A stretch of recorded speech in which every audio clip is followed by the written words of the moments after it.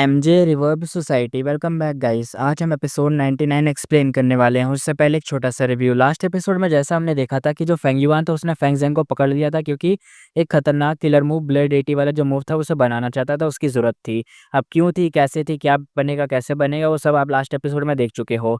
उसके अलावा एक और खतरनाक सीन यहाँ पे हुआ था कि एक सॉन्ग नाम का बड़ा खतरनाक डीमन था, और इस डीमन की बात बहुत पहले भी हो रखी थी कि इस डीमन का अगर फेंगयुआन सर लेके आएगा, एक ब्लेस लैंड के पास लेके आएगा, तो वो ब्लेस लैंड उसको अपना ओनर मान लेगा, यानी फेंगयुआन को ओनर मान लेगा अगर वो उसका सर लेके आएगा इस डीमन का। जो कि फेंगयुआन प्लान भी बना रहा था कि कैसे ना कैसे लाना है, तो आज उसे एक अपॉर्चुनिटी मिल गई थी।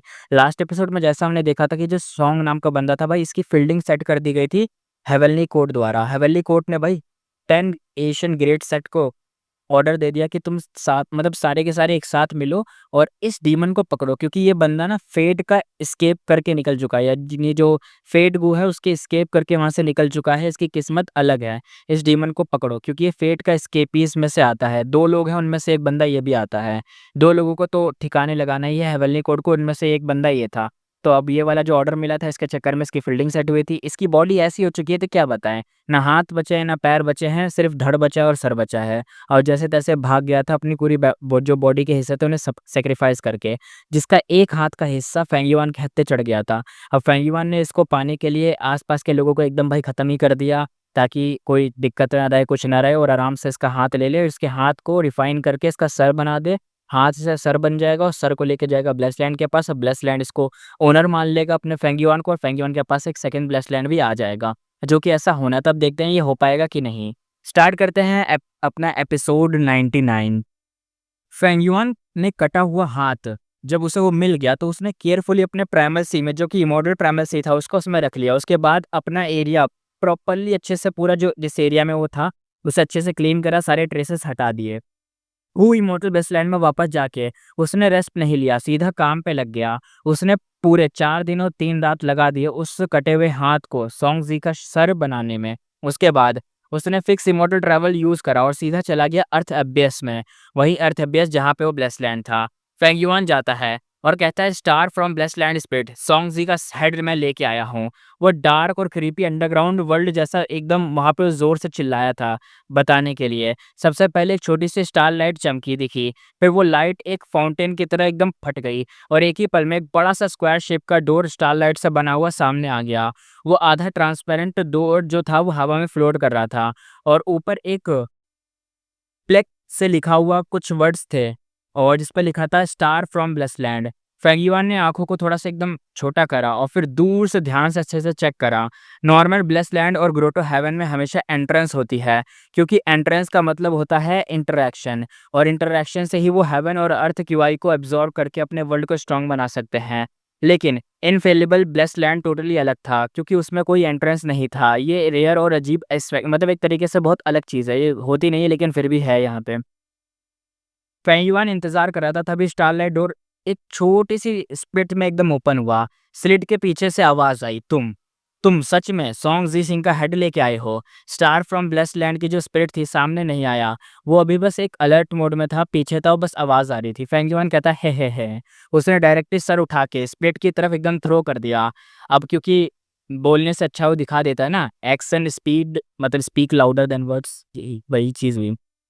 और स्लिट थोड़ा सा ओपन हुआ और एक सक्शन फोर्स आई और सर को डायरेक्ट खींच लिया गया। स्लिट के पीछे खुशी भरी सरप्राइज आवाज आई, ये सच में सॉन्ग जिनसी का हेड है, अपने उसी डीमन का।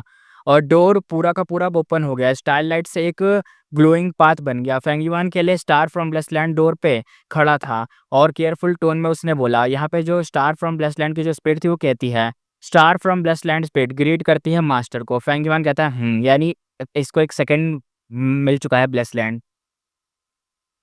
उसका एक्सप्रेशन शांत था। उसने बड़े कॉन्फिडेंट स्टेप से स्टार पाथ में कदम रखा और अंदर एंटर कर गया स्टार फ्रॉम ब्लेसलैंड में। जैसे ही उसने अंदर कदम रखा, स्टारलाइट ने उसकी विजन पूरी तरह से कवर कर ली, लेकिन एक ही ब्लिंक में वो स्टारलाइट गायब हो गई और स्टार फ्रॉम ब्लेसलैंड का यूनिक बायोम उसके सामने आ गया। पूरा ब्लेसलैंड एक जाइंट बाउल जैसा लग रहा था। बाउल के एजेस पे इंटरकनेक्टेड माउंटेन्स रेंजेस एकदम बने हुए थे। एक परफेक्ट सर्कल बना हुआ था, बिल्कुल किसी सिटी के वॉच जैसा था।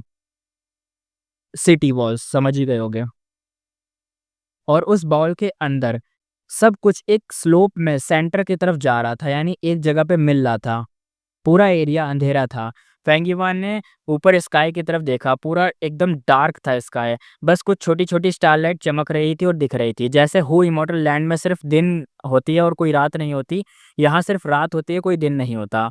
नॉर्मल ब्लेस्ड लैंड में डे नाइट का कोई फ़र्क नहीं होता, बस वो जब ग्रो टू हेवन बन जाएँ और उसके क्लोज़ हो, या मतलब जब ग्रो टू हेवन बनने के एकदम क्लोज़ हो, तब ऐसा कुछ देखने को मिलता है कि दिन और रात दोनों होती है वहाँ पे, तभी ऐसे ट्रांसफ़ॉर्मेशन आते हैं। वैसे पहली बार नहीं था जब फेंगिवान यहाँ आया हो। एक्चुअली ये ब्लेस्ड लैंड फेंगिवान ने खुद यहीं प्लेस किया था। लास्ट टाइम जब वो यहाँ आया था तो स्काई में स्टार बहुत ब्राइट चमक रहे थे। ग्राउंड पूरा रोशन था एकदम स्टारलाइट से, लेकिन अब काफ़ी डिम लग रहा था। इसका मतलब था कि स्टार फ्रॉम ब्लेस्ड लैंड का स्पिरिट ये जगह मैनेज करने में दिक्कत हो रही है। यहाँ पे वो अच्छे से रह नहीं पा रहा, और ये एक्सपेक्टेड भी था, क्योंकि बिना किसी गो इमॉर्टल के blessed land immortal essence produce ही नहीं करता।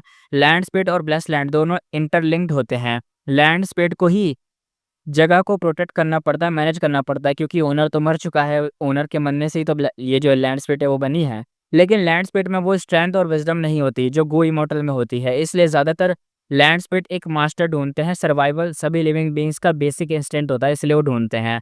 बस फ़र्क ये होता है कि किसी नए मास्टर को एक्सेप्ट करना कितना ईज़ी या टफ़ हो, वो तो भाई वो जो चैलेंज करते हैं, वो जो रखते हैं सामने कंडीशन, उस पे ही बेस्ड होता है। फेंगिवान ने एक स्वीपिंग लुक को लिया पूरे एरिया पे, फिर उसकी नज़र स्टार फ्रॉम लैंड स्पीड पर टिक गई। फेंगिवान कहता है मुझे ब्लेस्ड लैंड का इंस्पेक्शन करवाना है, चलो। स्टार फ्रॉम लैंड स्पीड एक छोटे बच्चे की तरह लग रहा था, हवा में फ्लोट कर रहा था। उसने पिंकिश ब्लू कपड़े पहने थे जो सिर्फ उसकी चेस्ट और स्टमक को कवर कर रहे थे। उसके हाथ और पैर बिल्कुल वाइट और सॉफ्ट थे, जैसे लोटस रूट हों। एकदम डेलिकेट और जेड जैसा क्यूट लग रहा था। जब से उसने फेंगिवान को मास्टर माना, उसकी आंखों में क्लियर एडमायर और एक गर्माहट वाली फीलिंग थी। फेंगिवान के वर्ड सुन के लैंडस्पीड ने तुरंत ही हेड को हिलाया।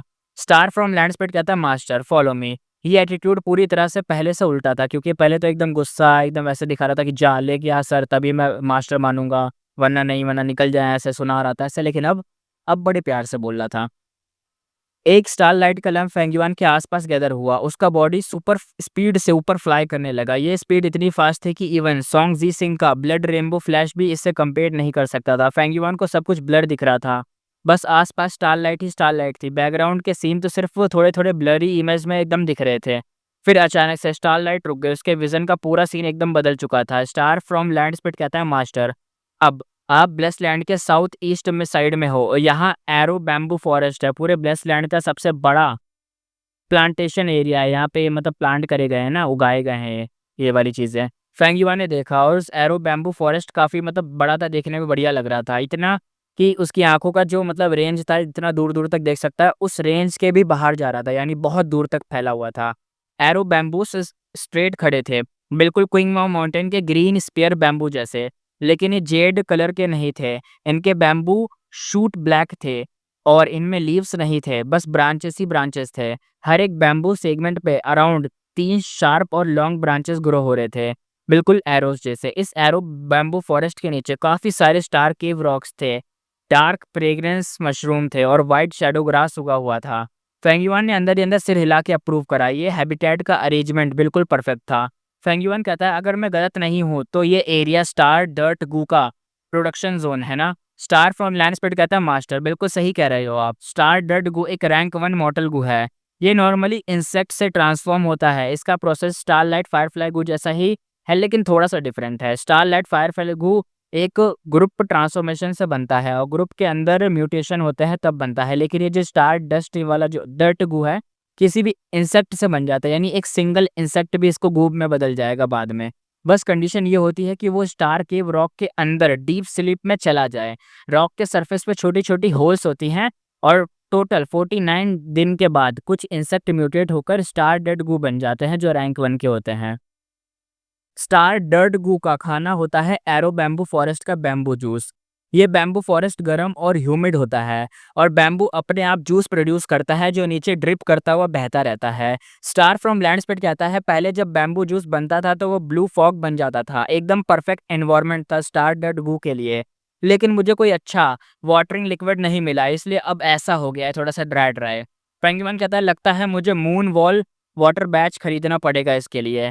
फेंगयुआन को काफ़ी नॉलेज थी, उसे पता था कि एरो बैम्बू फॉरेस्ट को कौन-सा पानी चाहिए होता है। स्टार फ्रॉम लैंडस्पीड कहता है मास्टर बहुत ही नॉलेजेबल हो आप तो। वो एक्साइटेड हो गया था। चाहे स्टार लॉर्ड वांगशियांग ने काफ़ी इमॉर्टल एसेंस छोड़ दिया था, लेकिन इमॉर्टल एसेंस स्टोन काफ़ी कम थे। और क्योंकि star from less land split अपने फाइनेंस को लेकर टेंशन में था, वो कैजुअली ट्रेजर येलो हेवन में गुड्स खरीद नहीं सकता था। और अब तुम्हें पता चल ही गया होगा, मैं भी पहले भूल गया था, ये असल में जो ब्लेस लैंड यहाँ पे छुपाया गया था ना, फेंगयुआन ने जो छुपाया था, ये किसका छुपाया था? ये स्टार लॉर्ड वांगशियांग नाम का जो बंदा था, इस बंदे का ब्लेस लैंड है ये। क्योंकि वो बंदा तो मर गया, याद होगा आपको जब वो स्टेरी स्काई ग्रुप पे हेवन में गया था, फेंगयुआन वहाँ पे, तो यहाँ पे एक ये बंदा भी था और एक इसके साथ एक शीली नाम का बंदा था जो बंदर में बदल गया था गोल्डन मंकी में, तो ये उसके साथ ही था। तो अब वो बंदा तो भाग गया गोल्डन मंकी वाला, मतलब बच गया था वो क्योंकि उसे बचाने वाले लोग आ गए थे।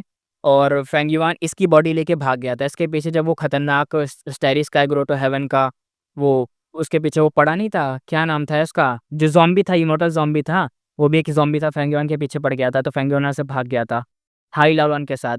तो याद होगा आपको, वही है ये, वही है स्टार लॉर्ड वांगशियांग का ब्लेस लैंड है जो ज़मीन के बहुत ज़्यादा अंदर है, एकदम छुपा रखा था। अब आगे देखते हैं। इमॉर्टल एसेंस स्टोन काफ़ी कम थे ना, तो ये फाइनेंस को लेकर टेंशन में ये स्प्लिट। एरो बैम्बू फॉरेस्ट का वाटर देना इंपॉर्टेंट था, लेकिन कुछ और जगह थी जहाँ उसको फाइनेंशियल हेल्प और अर्जेंटली चाहिए थी, मतलब बहुत ज़्यादा अर्जेंट, क्योंकि वहाँ पे दिक्कत थी। उसके बाद लैंड स्पीड की गाइडेंस में फेंगयुआन ब्लेस लैंड के नॉर्थ एरिया में गया। वहाँ उसने मीटियोर पिट्स इंस्पेक्ट किए। ये जगह थी जहाँ स्टेलर फायर गू का रेस किया जाता था, यानी बड़ा किया जाता था। इसका नाम था स्टेलर फायर गू, यहाँ पे बड़े होते थे। फॉलिंग मीटियोर्स गू प्रोड्यूस होती थी यहाँ पे। फिर वो ब्लेस लैंड के सेंटर में गया। वहाँ एक बड़ा-सा लेक था जिसमें हल्का-हल्का रिफ्लेक्शन और रिपल्स थे, लेकिन काफ़ी ह्यूज था। उसका नाम था ब्रोकन स्टार लेक। ये जगह थी जहाँ एक गूवर्म रेस किया जाता था जिसका नाम था स्टार रिवर गू। फिर वो कुछ ग्रासी फील्ड में गया। सब जगह स्टार फ्रेगमेंट ग्रास भरा हुआ था। बहुत ज़्यादा क्वांटिटी में उगा हुआ था। ये ग्रास ब्लैक सॉइल में ग्रो हो रहा था। इनके ब्लेड्स प्लम्प और शाइनी थे और इनकी क्वांटिटी हु इमॉर्टल लैंड वाला जो था ना ब्लेस लैंड उन वाले ग्रास से भी काफ़ी बेटर थी। फेंगयुआन कहता है एरो बैम्बू फॉरेस्ट और मेटियोर पिट और broken star lake plus star fragment grass field, ये सारी जगहें। फेंगयुआन हवा में फ्लोट करते हुए लेक की तरफ देख रहा था। उसके फेस पर एक सेटिस्फाई वाला एक्सप्रेशन था। ये 4 एरियाज़ स्टार लॉर्ड वांगशियांग के 4 मेन रेवेन्यू के सोर्स थे। स्टार लॉर्ड वांगशियांग काफ़ी अच्छा था डेवलपमेंट में। उसने मेनली ये गू बॉम्ब सेल किए थे, स्टार डर्ट गू, स्टेलर फायर गू, फॉलिंग मीटियर गू और स्टार रिवर गू प्लस स्टारलाइट फायरफ्लाई गू। जब फेंगयुआन अभी भी स्ट्रगल कर रहा था 4 रेवेन्यू सोर्स ढूँढने के लिए, तब तक स्टार लॉर्ड वांगशियांग के पास ऑलरेडी ये सब सेटअप था पहले से। इस टाइम पे फेंगयुआन के पास सिर्फ गट्स गू और रिग्रेटफुल स्पाइडर ट्रेड में थे। बाकी 2 एरी फायर ड्रैगन पैंथम्स और ड्रैगन फिश अभी तक मार्केट में सेल ही नहीं हो रहे थे। स्टार लॉर्ड वांगशियांग रैंक 6 कल्टीवेशन पे था और एक हेवनली ट्रिबुलेशन भी पास कर चुका था। वो भी एक लोन कल्टीवेटर ही था, लेकिन उसका लेवल हु इमॉर्टल से ज़्यादा हाई था। उसकी स्टेटस और फाउंडेशन को देख के नॉर्मली उसके लिए पॉसिबल ही नहीं था कि वो अपना ब्लेस लैंड इतना डेवलप कर सके। लेकिन उसके पास एक एक खतरनाक फॉर्च्यून एनकाउंटर हुआ था। वो एनकाउंटर ये था कि उसे स्टेरी स्काई ग्रोटो हेवन मिला था। मतलब वहाँ पे वो जा पाया था। स्टेरी स्काई ग्रोटो हेवन का जो ओनर था 7 स्टार चाइल्ड, ये इमॉर्टल ज़ॉम्बी है। उसने अपनी लाइफ़ को प्रोलॉन्ग करने के लिए, मतलब उसने अपनी लाइफ़ को बढ़ाने के लिए ना ज़ॉम्बी बनने का डिसीज़न लिया था, जो कि इमॉर्टल ज़ॉम्बी बन गया था। जब वो स्टार कंस्टेलेशन इमॉर्टल वल्नरेबल के ड्रीम रेलम को एक्सप्लोर कर रहा था, तब वो डीप स्लंबर में चला गया था। स्टार लॉर्ड वांगशान ने बाय चांस डिस्कवर किया कि स्टेरी स्काई ग्रोटो हेवन एक स्पैटियल क्रैक से कनेक्टेड है, जो सेंट्रल कॉन्टिनेंट के आउटर वर्ल्ड में खुलता है। हर साल एक स्पेसिफिक टाइम पे ये क्रैक ओपन होता है, तो स्टार लॉर्ड वांगशांग हर साल उसमें एंटर करता था ताकि अंदर से रिसोर्स लूट सके, अपने आप को स्ट्रांग बना सके। चाहे हर विजिट का टाइम लिमिटेड होता, लेकिन वो बार बार अंदर गया था। इसलिए स्टार लॉर्ड वांगशांग काफ़ी अच्छा डेवलप कर पाया था। उसका इमॉर्टल प्राइमेसी स्मूथली ग्रो हो रहा था हर दिन। उसने अपने काफ़ी सारे लोन कल्टीवेटर गो इमॉर्टल को बात मतलब कर लिया था, एक तरीके से बात-वात करके आगे बढ़ा था। उसके साथ शीली के साथ भी इसकी थोड़ी अच्छी-सी अंडरस्टैंडिंग भी थी। अब ये नहीं पता कि कैसे हुआ था, वो हमें आगे पता चलेगा। और पता है, उसके जो आस-पास के जैसे पहले तो वो होगा ना, नॉर्मल नीचे रहता था, लेकिन जब उसके आस-पास के और जो इमॉर्टल कल्टीवेटर थे, उनसे वो आगे निकल गया था। रैंक 6 था और जो रैंक 6 वाले बाकी थे ना, उनसे भी थोड़ा बहुत आगे निकल गया था। अच्छा खासा ग्रो कर रहा था वो।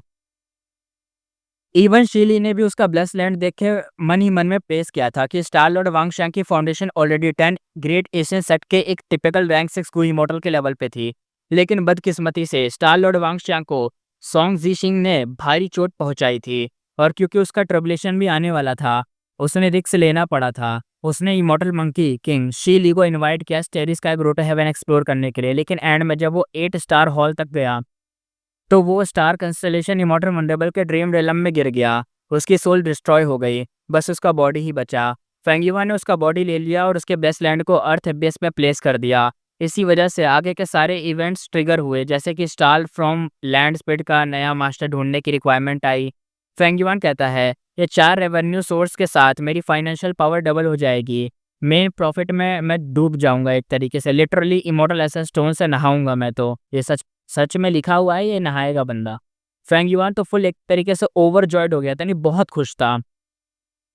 स्टार लॉर्ड वांग शान ने अपना ब्लेस्ड लैंड बहुत टाइम से ऑपरेट किया था। उसने मार्केट में अपना प्रॉपर स्पेस बना लिया था। ट्रेजरी हेवन की इकोनॉमी में उसका एक बड़ा हिस्सा था। फेंगयुआन को उसका ब्लेस्ड लैंड इनहेरिट करने का बेनिफिट ये मिला कि उसको मार्केट में एंट्री के इनिशियल स्ट्रगल फेस नहीं करने पड़े। उसने स्टार लॉर्ड वांग शांग का पूरा बिजनेस डायरेक्टली ले लिया। अब बहुत सारी टेंशन यहाँ से, मतलब जितनी भी टेंशन वेंशन है, सबसे बच गया। जो नॉर्मल रिसोर्स होते हैं जैसे स्टार डेड गू, स्टेलर फायर गू, उनका यूजुअली बल्क में सेल होता था, और उनका मार्केट कंपटीशन भी काफ़ी इंटेंस होता था। मार्केट में अपना शेयर बनाना ईजी नहीं होता था। लोग कंबाइन होकर प्राइस वॉर शुरू कर देते थे। ये कुछ इमोटस डायरेक्ट धमकी देते थे या मार देने की ऐसे से बात करते थे ताकि प्राइस कम करे, सही से रखे। ये सब धमकी उनकी चलती है ना, वैसे टाइप का। जैसे एक कहावत है, किसी का पैसा लूटना उसके माँ बाप को मारने के बराबर होता है। अच्छा, ये मुझे नहीं पता था यार, ये बड़ी खतरनाक कहावत है यार। गो इमॉर्टल वर्ल्ड बहुत ही क्रूर होता है। अगर बिजनेस करना है तो पावर भी दिखानी पड़ती है, वरना चाहे बिजनेस कितना भी अच्छा हो, अगर पावर नहीं है तो मार दिया जाओगे यार, तुम खत्म ही कर दिए जाओगे या लूट लिए जाओगे। इसलिए फेंगयुआन हमेशा बहुत केयरफुली हैंडल करता था अपने ड्रैगन फिश और एरी ड्रैगन पैंथम्स को। उसका प्लान ये था कि शाओ क्लैन का ट्रांजेक्शन टोकन यूज़ करके वेस्टर्न डिजर्ट के मार्केट में एंट्री ले, जिससे वो काफ़ी प्रॉब्लम्स को अवॉइड करेगा, क्योंकि यहाँ पर उसके ऊपर बहुत सारे लोग नज़र रखे बैठे हैं ना, तो कहीं और एंट्री लेगा तो ज़्यादा बेटर रहेगा, जैसे वेस्टर्न डिजर्ट में, और ज़्यादा प्रॉफिट भी मिलेगा।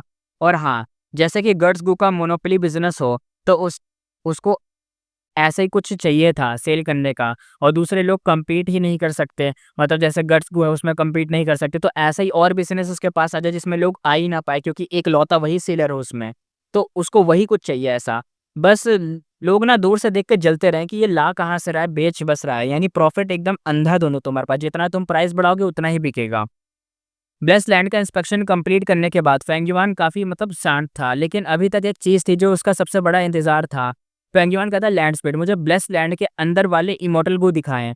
ओके, इसके अंदर इमोर्टल गो होंगे तो दिखाओ। नेक्स्ट मोमेंट में ही उसने लैंड स्पीड को इंस्ट्रक्शन दे दिया था अंदर देखने के लिए। पूरा स्टार फ्रॉम ब्लेस्ड लैंड एक जाइंट बॉल की तरह था, और उसका सेंटर एरिया यानी बिल्कुल बीच का जो पॉइंट है, यानी बिल्कुल सेंटर का जो एरिया है ना, वो जो बायोम है, सबसे नीचे वाला हिस्सा है, बिल्कुल सेंटर के बिल्कुल नीचे वाला हिस्सा। यहाँ एक बड़ा सा लेक था जो आंखों के आगे तक एकदम फैला हुआ था। उसका नाम था ब्रोकन स्टार लेक, और यही वो जगह थी जहाँ स्टार लॉर्ड वांग शांग यूजुअली अपना कल्टीवेशन करता था, लेक के बिल्कुल बॉटम पे। जब फेंगयुआन लेक के नीचे पहुंचा तो उसने वहाँ क्रिस्टल पैलेस से डिस्कवर किया। ये पैलेस ज़्यादा बड़ा नहीं था, इसमें सिर्फ एक मेन हॉल था, उसके साथ 2 नॉर्मल हॉल थे। स्टार लॉर्ड वांग शांग के इमॉर्टल को उसी में हॉल में एकदम रखे गए थे। स्टार फ्रॉम ब्लैड जो ब्लेस्ड लैंड की जो स्पिरिट थी, उसकी गाइडेंस में फेंगयुआन ईजिली उस हॉल के अंदर चला गया। जैसे उसने हॉल में एकदम कदम रखा, उसने देखा कि इमॉर्टल गू वहाँ उड़ रहा है। ये इमॉर्टल गू एक सेंटीपीड जैसा लग रहा था, पतला और लंबा, एक ह्यूमन आर्म जितना था। उसका कलर आयरन ब्लैक था। वो जिगजैग पैटर्न में फ्लाई कर रहा था। उसके बॉडी के छोटे छोटे horizon segment time to time blue firefly की तरह एकदम लाइट अप हो रहे थे। स्टार फ्रॉम ब्लेस्ड लैंड की जो स्पिरिट थी, वो कहती है ये है एक रैंक 6 इमॉर्टल गो स्टार मार्क। ये टेम्परली मास्टर की बॉडी पे 600 स्टार पाथ के दाव मार्क्स ऐड कर सकता है टेम्परली। खतरनाक है यार, किस थोड़े टाइम के लिए अगर तुम्हें मिल जाए तो सही है। दाव मार्क्स का कितना खतरनाक यूज़ होता है तुम जानते ही हो, लेकिन अफसोस फेंगयुआन एंस्लेमेंट पाथ और स्टंट पाथ परस्यू करता है, तो टाइम पाथ में जाने की सोच रहा है, लेकिन फिर भी स्टार पाथ का तो भी कोई पता ही नहीं है। फेंगयुआन कहता है 600 दाव एकदम सरप्राइज टोन था उसका। उसके फेस पे क्लियरली शॉक था। फेंगयुआन की बॉडी पे जो स्ट्रेंथ पाथ दाव मार्क्स थे, वो अभी तक 200 से ज़्यादा नहीं थे। और ये भी तब हुआ था जब उसने रिसेंटली 8 स्ट्रेंथ गू का यूज़ करके 40 से ज़्यादा मार्क्स ऐड किए थे तब जाके। लेकिन ये स्टार मार्क इमॉर्टल गू एक बार में directly 600 star down marks add कर देता था। ये लिटरली एकदम टॉप टायर एबिलिटी थी। फेंग युआन कहता है 200 डाउ मार्क्स से पावर 20% बढ़ती है, यानी 100 से 10% और 200 से 20%। तो 600 से करीबन 60% का बूस्ट था। बस प्रॉब्लम ये थी कि स्टार पाथ दाव मार्क्स हैं और ये बंदा स्टार पाथ गो इमॉर्टल ही नहीं है, यानी अपना जो फेंग युआन है। लेकिन इस बात में कोई डाउट नहीं था कि स्टार मार्क इमॉर्टल गो एक हाई क्वालिटी का सपोर्ट टाइप इमॉर्टल गो था।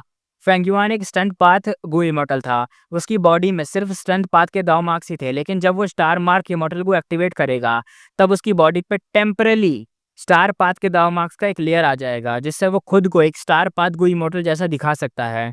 ओके, तो ये भी बढ़िया चीज़ है।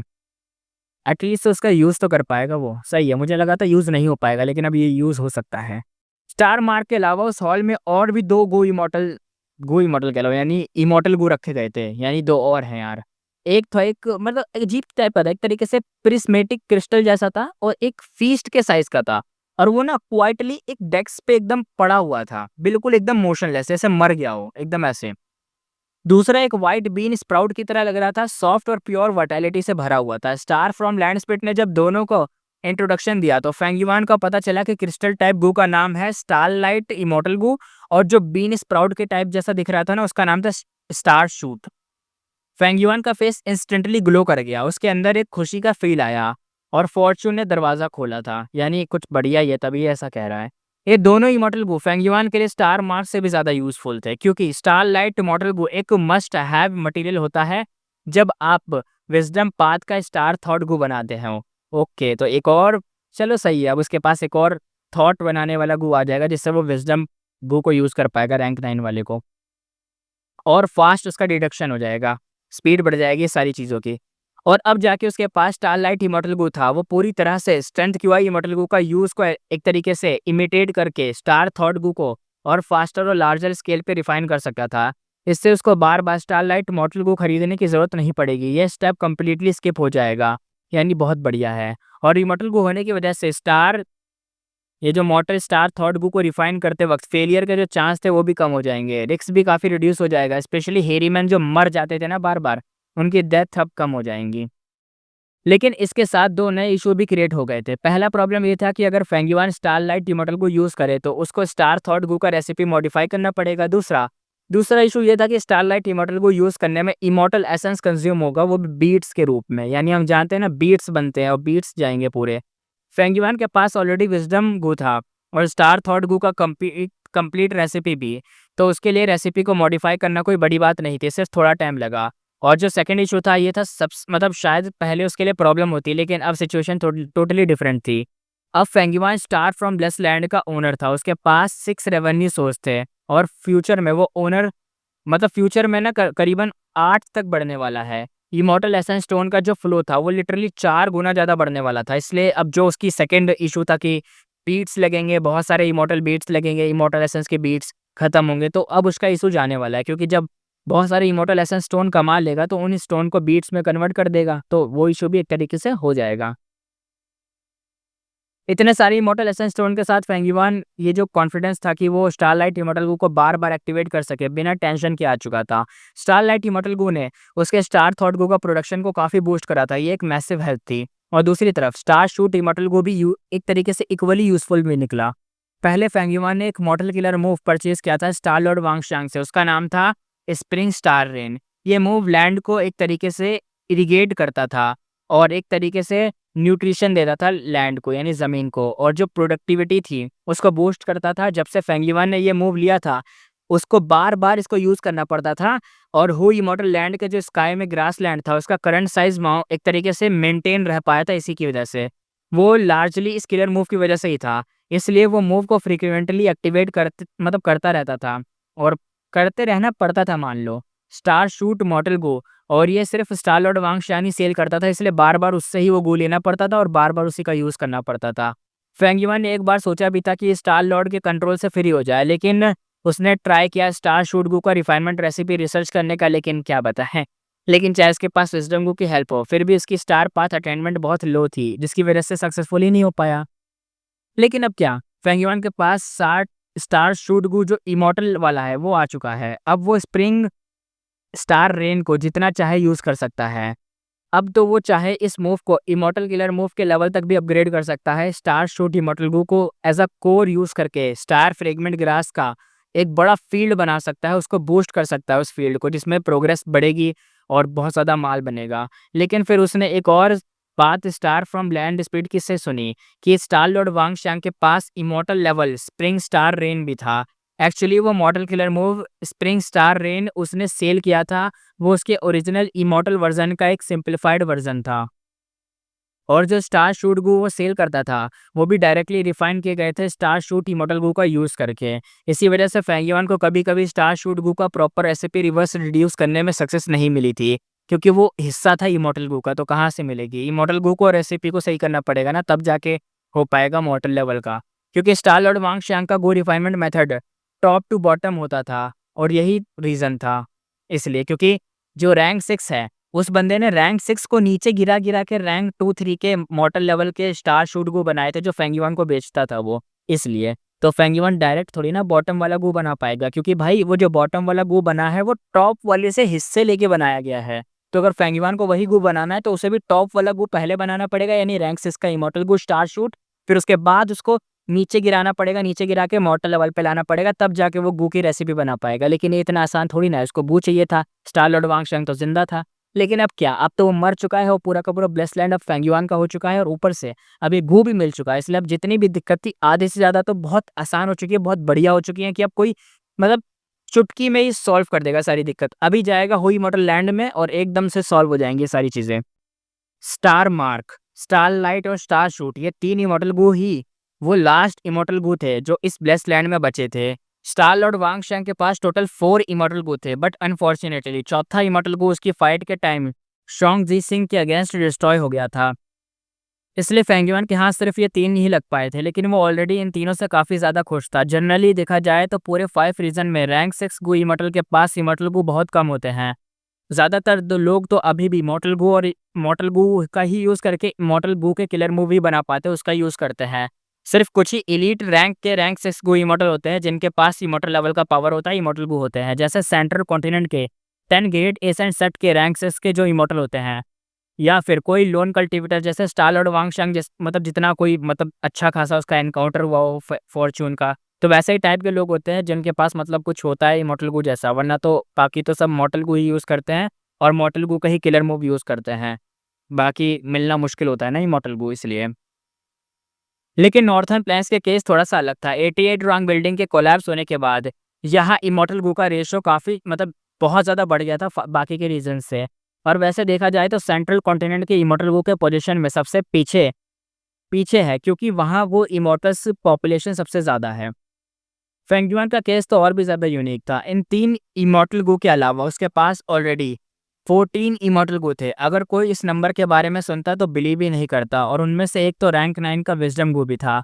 नॉर्मल सिचुएशन में अगर कोई गू इमॉर्टल को मार भी दे, तब भी इमॉर्टल गू लूटना मुश्किल होता है। जब फेंगयुआन ने डोंगपेंग चांगपेंग को अटैक किया था, उसके पास फुल एडवांटेज था, उसने उसका सोल तक जिंदा कैप्चर कर लिया था, लेकिन फिर भी डोंगफेंग ने एक थॉट में ही अपने सारे इमॉर्टल गू को सेल्फ डिटोनेट कर दिया, और फेंगयुआन एक भी नहीं ले पाया। स्टार ये जो स्टार लॉर्ड वांगशांग का केस भी थोड़ा-सा डिफरेंट था। वो गलती से स्टार कंसोलेटर में जो स्टार कंसोलेशन इमॉर्टल वल्नरेबल है ना, उसके ड्रीम realm में घुस गया था गलती से। तो और बिना कुछ रिएक्ट के ही मर गया। इसलिए उसके इमॉर्टल गू वहीं के वहीं रह गए, और आखिर में ये फेंगयुआन के काम आ गए। इन 3 इमॉर्टल गू में अभी भी स्टार लॉर्ड वांगशांग की विल थी, लेकिन स्टार फ्रॉम ब्लेस्ड लैंड की हेल्प से उन्हें कंट्रोल करना कोई बड़ा इशू नहीं था। स्टार फ्रॉम लैंड स्पीड कहता है मास्टर, ये है इमॉर्टल इनहेरिटेंस जो ब्लेस्ड लैंड में प्रिजर्व है, प्लीज़ इसे देखिए। तो पता चला कि ये वही इनहेरिटेंस था जो स्टार लॉर्ड वांगशांग का पहला फॉर्च्यून एनकाउंटर था। एक प्योर स्टार पाथ पे बेस्ड गू इमॉर्टल का इनहेरिटेंस। इसी इनहेरिटेंस ने एक लोन कल्टिवेटर को रैंक 6 गू इमॉर्टल बनने तक का रास्ता दिखाया था। स्टार लॉर्ड वांगशांग का सेकंड फॉर्च्यूनस एनकाउंटर था स्टेरी स्काई ग्रोटो हेवन का एंट्रेंस डिस्कवर करना, जहाँ से उसने बहुत कुछ सारे मतलब बहुत ही सारे रिसोर्स लूट लिए थे।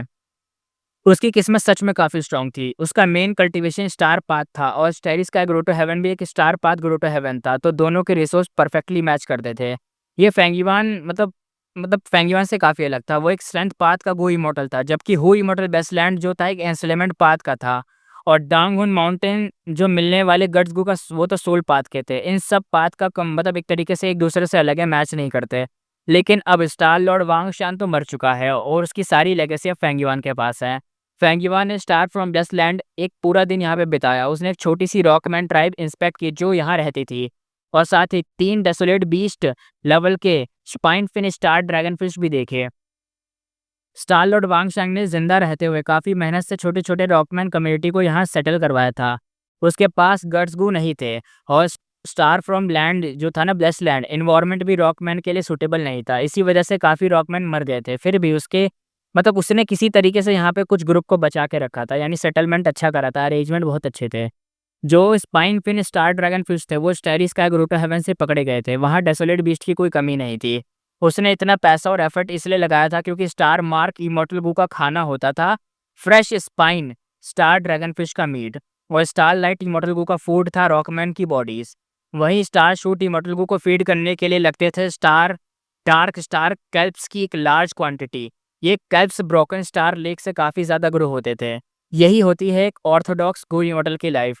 जिस पाथ को वो कल्टीवेट करता था, उसके इमॉर्टल गो भी वही के वही होते हैं, और उनका इमॉर्टल प्राइमेसी भी मॉडिफाई उसी पाथ के दाव मार्क से ही भरा हुआ था। तो ईजिली अपने इमॉर्टल गो को फूड और एकदम फूड देना, खिलाना पिलाना, ग्रो करना एक तरीके से आसान बन जाता था। लेकिन फेंगयुआन का केस में काफ़ी कॉम्प्लिकेटेड था। उसका स्ट्रेंथ पाथ का इमॉर्टल प्राइमेसी डेड था। ऊपर से हु इमॉर्टल लैंड स्पीड तो एंसलेमेंट पाथ का है।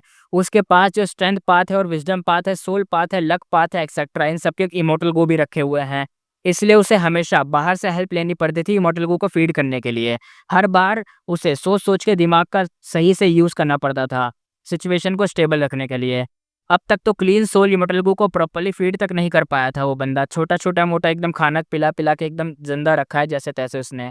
चाहे who immortal land blessed land हो या उसका स्ट्रेंथ पाथ का इमॉर्टल प्राइमेसी, दोनों सोल पाथ दाव मार्क्स काफ़ी कम थे। इसलिए चाहते हुए भी फेंगयुआन व्हाइट लोटस जायंट सिल्कवॉर्म को रेस नहीं कर सकता था, यानी पाल नहीं सकता था, बड़ा नहीं कर सकता था। वरना फिर क्लीन सोल को खिलाने पिलाने की जो थी वो दिक्कत खत्म हो जाती। क्लीन सोल जो इमॉर्टल गो है ना, वही वाला।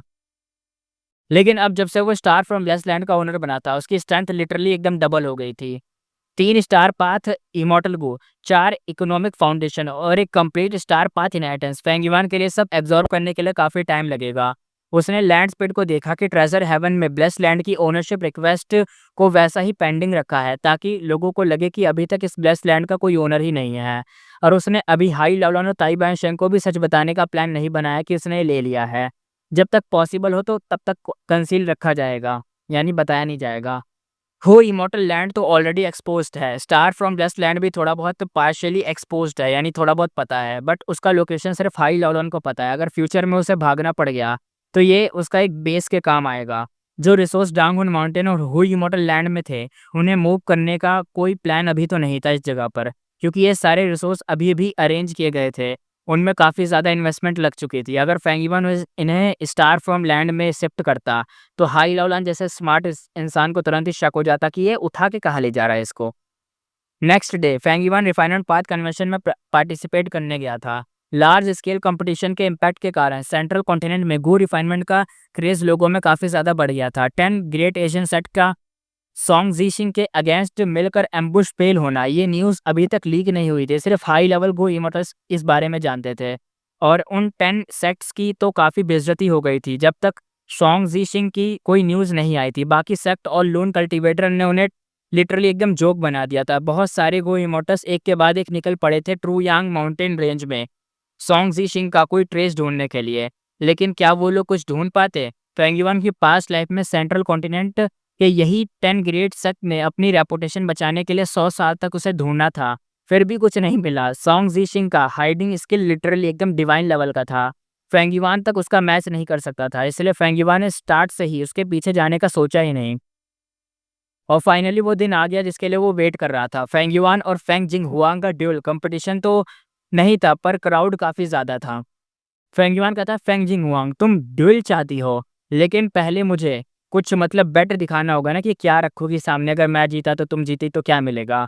अगर वैगर कम निकला तो ये ड्यूल होने से रहा, मतलब मैं तो नहीं करूँगा। ड्यूल हो या ना हो, फेंग युआन का मेन गोल सिर्फ एक ही था, इनफेलेबल इनहेरिटेंस के टॉप 6 में पहुंचना। वैसे भी हारने पर कोई एलिमिनेशन रैंकिंग पे इफेक्ट नहीं पड़ने वाला था। Feng Jing Huang already prepared थी। उसने सीक्रेट वॉइस ट्रांसमिशन में बोला। फेंग जिंग हुआंग कहती है, मेरा बेट है तुम्हारे लिए डेफिनेटली इंटरेस्टिंग होगा। फेंग युआन, तुम एक इमॉर्टल ज़ॉम्बी हो और इमॉर्टल ज़ॉम्बीज का पेन तुम अच्छी तरह समझते हो। मेरे पास एक मेथड है जो तुम्हें रिवाइव कर सकता है। फेंग युआन कहता है, क्या रिवाइवल मेथड? उसकी आंखों में एक खतरनाक तरीके से एकदम चमक उठी कि भाई ये क्या सुन लिया मैंने। स्पिरिट एफिनिटी हाउस वैसे भी सेंट्रल कॉन्टिनेंट के टॉप 10 एशियन सेक्ट्स में से एक है, लेकिन इसका जो फाउंडेशन है इतना डीप होगा ये एक्सपेक्ट नहीं करा था। फेंग युआन ने अपने इमॉर्टल ज़ॉम्बी का स्टेटस का छुटकारा पाने के लिए काफ़ी स्ट्रगल किया था, और अब स्पिरिट एफिनिटी हाउस के पास वैसे भी एक सोल्यूशन था। मतलब ये जो एक्सपेक्ट नहीं किया जा सकता था कि इसका कोई सोल्यूशन होगा। इस वक्त जब फेंग जिंग हुआंग ने इस मेथड को अपने मतलब बेट के रूप में रखा, तो ये डायरेक्टली फेंग युआन के कोर इंटरेस्ट को हिट कर गया, और वो इसे मना कैसे करता। फेंग युआन कहता है, हे हल्का सा हंसा, अपना एक्साइटमेंट को कंट्रोल करा और फेंग जिंग हुआंग की तरफ देखा।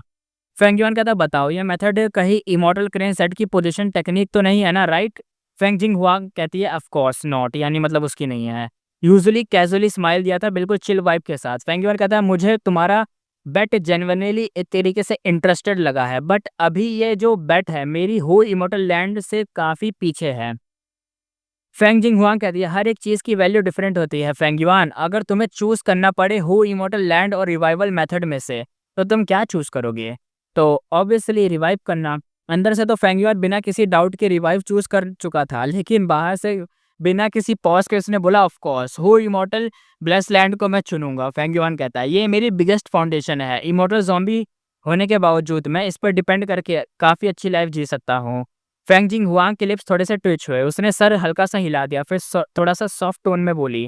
कहती है, फेंग युआन, तुम जैसे बंदे शॉर्ट साइटेड नहीं हो सकते, यानी मतलब इतनी छोटी, इतनी कम, मतलब इतना कम विजनरी हो तुम। होता नहीं है कि बस कल का ही देख रहे हो, बड़ा सोचो, लंबा सोचो, दूर का सोचो। बट मुझे पता है तुम हो इमॉर्टल लैंड को बेड पे नहीं लगाने वाले, और मैं ज़बरदस्ती तुम्हें वो एक्सपेक्ट भी नहीं कर सकती। चलो कुछ प्रैक्टिकल बात करते हैं। अगर मैं हार गई तो मैं तुम्हें रिवाइवल मेथड बता दूंगी, तुम टेंशन मत लो, ये मेथड पहले से प्रूवोकन है, सक्सेसफुली काम कर चुका है। बट अगर तुम हारे तो तुम हमसे एक डील करोगे, एक तरीके मतलब एक डील होगी हमारे बीच। फेंगिवा ने उसकी सॉफ्ट स्माइल और कॉन्फिडेंट लुक पे ध्यान दिया, और आंखों को थोड़ा सॉफ्ट और अच्छे से थोड़ा एकदम होता है ना तिरछा करके एकदम। फेंगिवान कहता है, कैसी डील? फेंग जिंग हुआंग कहती है, अगर तुम हारे तो तुम्हें स्पिरिट एफिनिटी हाउस के साथ एक लॉन्ग टर्म गट्स को सप्लाई कॉन्ट्रैक्ट साइन करना पड़ेगा।